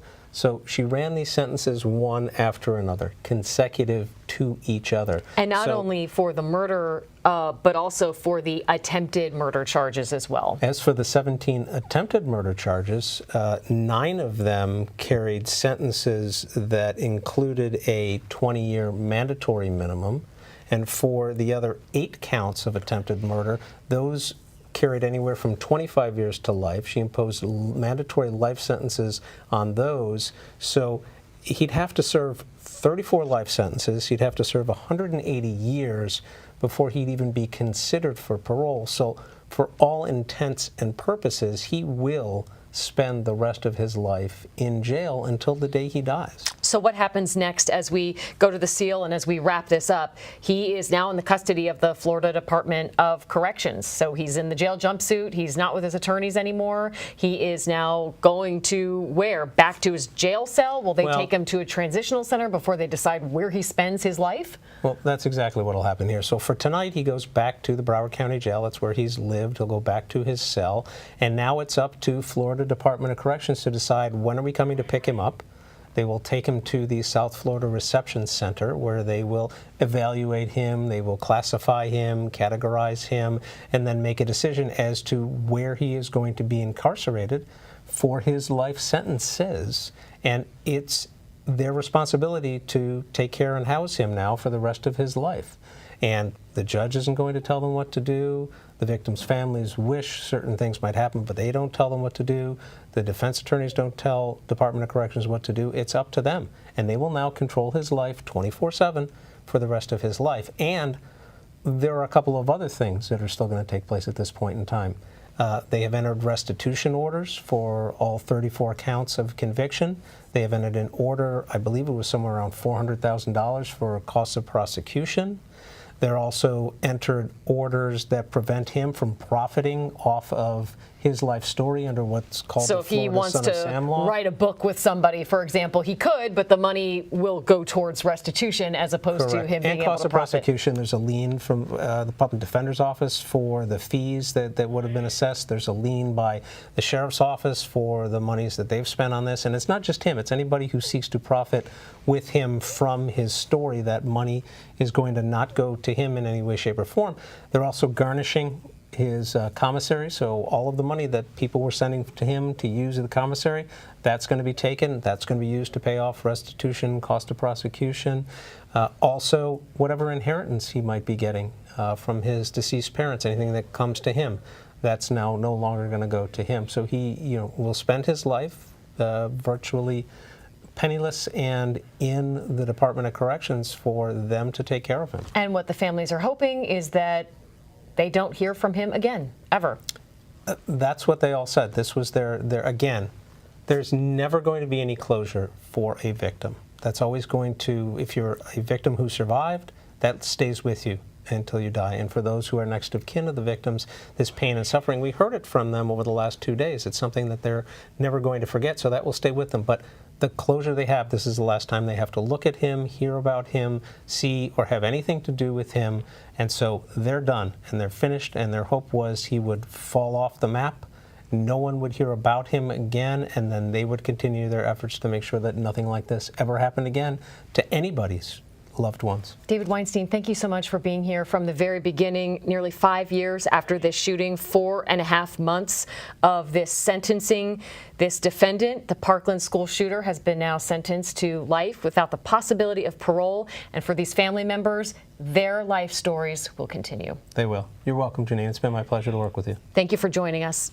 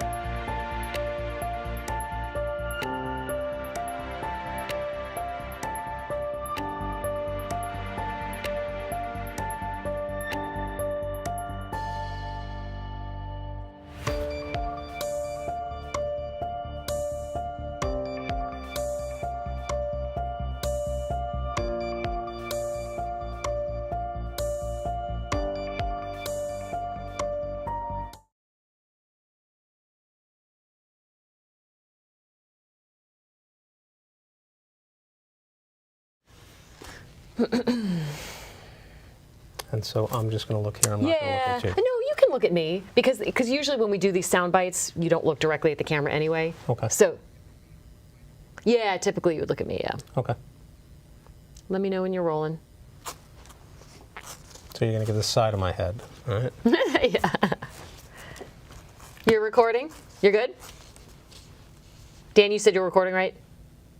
Okay. So David, sort of explain it now. This defendant he is in the custody of the Department of Corrections. What does that mean? Well, this is over for him in court. He's no longer going to be a resident at Broward County Jail. He'll go back there tonight. His lawyers did not ask for him to be kept there for any period of time, so it's now up to the Florida Department of Corrections to decide when they're going to come and pick him up, take him to the South Florida Reception Center, where they will evaluate him, categorize him, classify him, and then he will be in their custody for the rest of his life. Do we know where he would go, which prison, and what kinds of assessments do they do to determine where he goes? They're going to do a psychological assessment again. They'll do a physical assessment again. This has all been done before, but the Bureau of Prisons has their own doctors, and they'll do their own assessments. They'll then classify him. He's a convicted, confessed murderer of multiple victims. He has 34 life sentences, 17 of them related to first-degree murder, 17 of them related to attempted first-degree murder. He has a number of minimum mandatory sentences, so they have a classification system, and he will be kept with the worst of the worst and people who have similar convictions, and they're going to place him in their custody. It's up to them where they put him, and they may not put him in the same place. It's also going to be based on his age. So they're not necessarily going to put him with people who are much older than he is. And as he ages up through the system, they'll move him around as he becomes older or as needs may change. So talk about just the fact, this is the question for Christina. So, I mean, 34 life sentences imposed consecutively. Can you just talk about how, like, this is over now and he's going to die in prison either way? Based on the sentences that were imposed today, 34 consecutive life sentences, there is no possibility, even if Florida law changes to allow for parole, that he is going to get out of prison, because he's going to have to serve 33 life sentences before he gets to the 34th sentence for which he would be eligible for parole. And on top of that, he's got about 180 years of minimum mandatory sentences. So he is not leaving prison until he dies. And while that is not necessarily what these victims' families wanted, he's not going to see the outside of a jail or the outside world again. Perfect. You're the best. Thank you. We're good. We're good. I think, who just rolled on this? Was this feed room or control room? Where is it? Like, where can we find it? Thank you. Okay. I don't need to leave to go get stuck in some ridiculous traffic, so.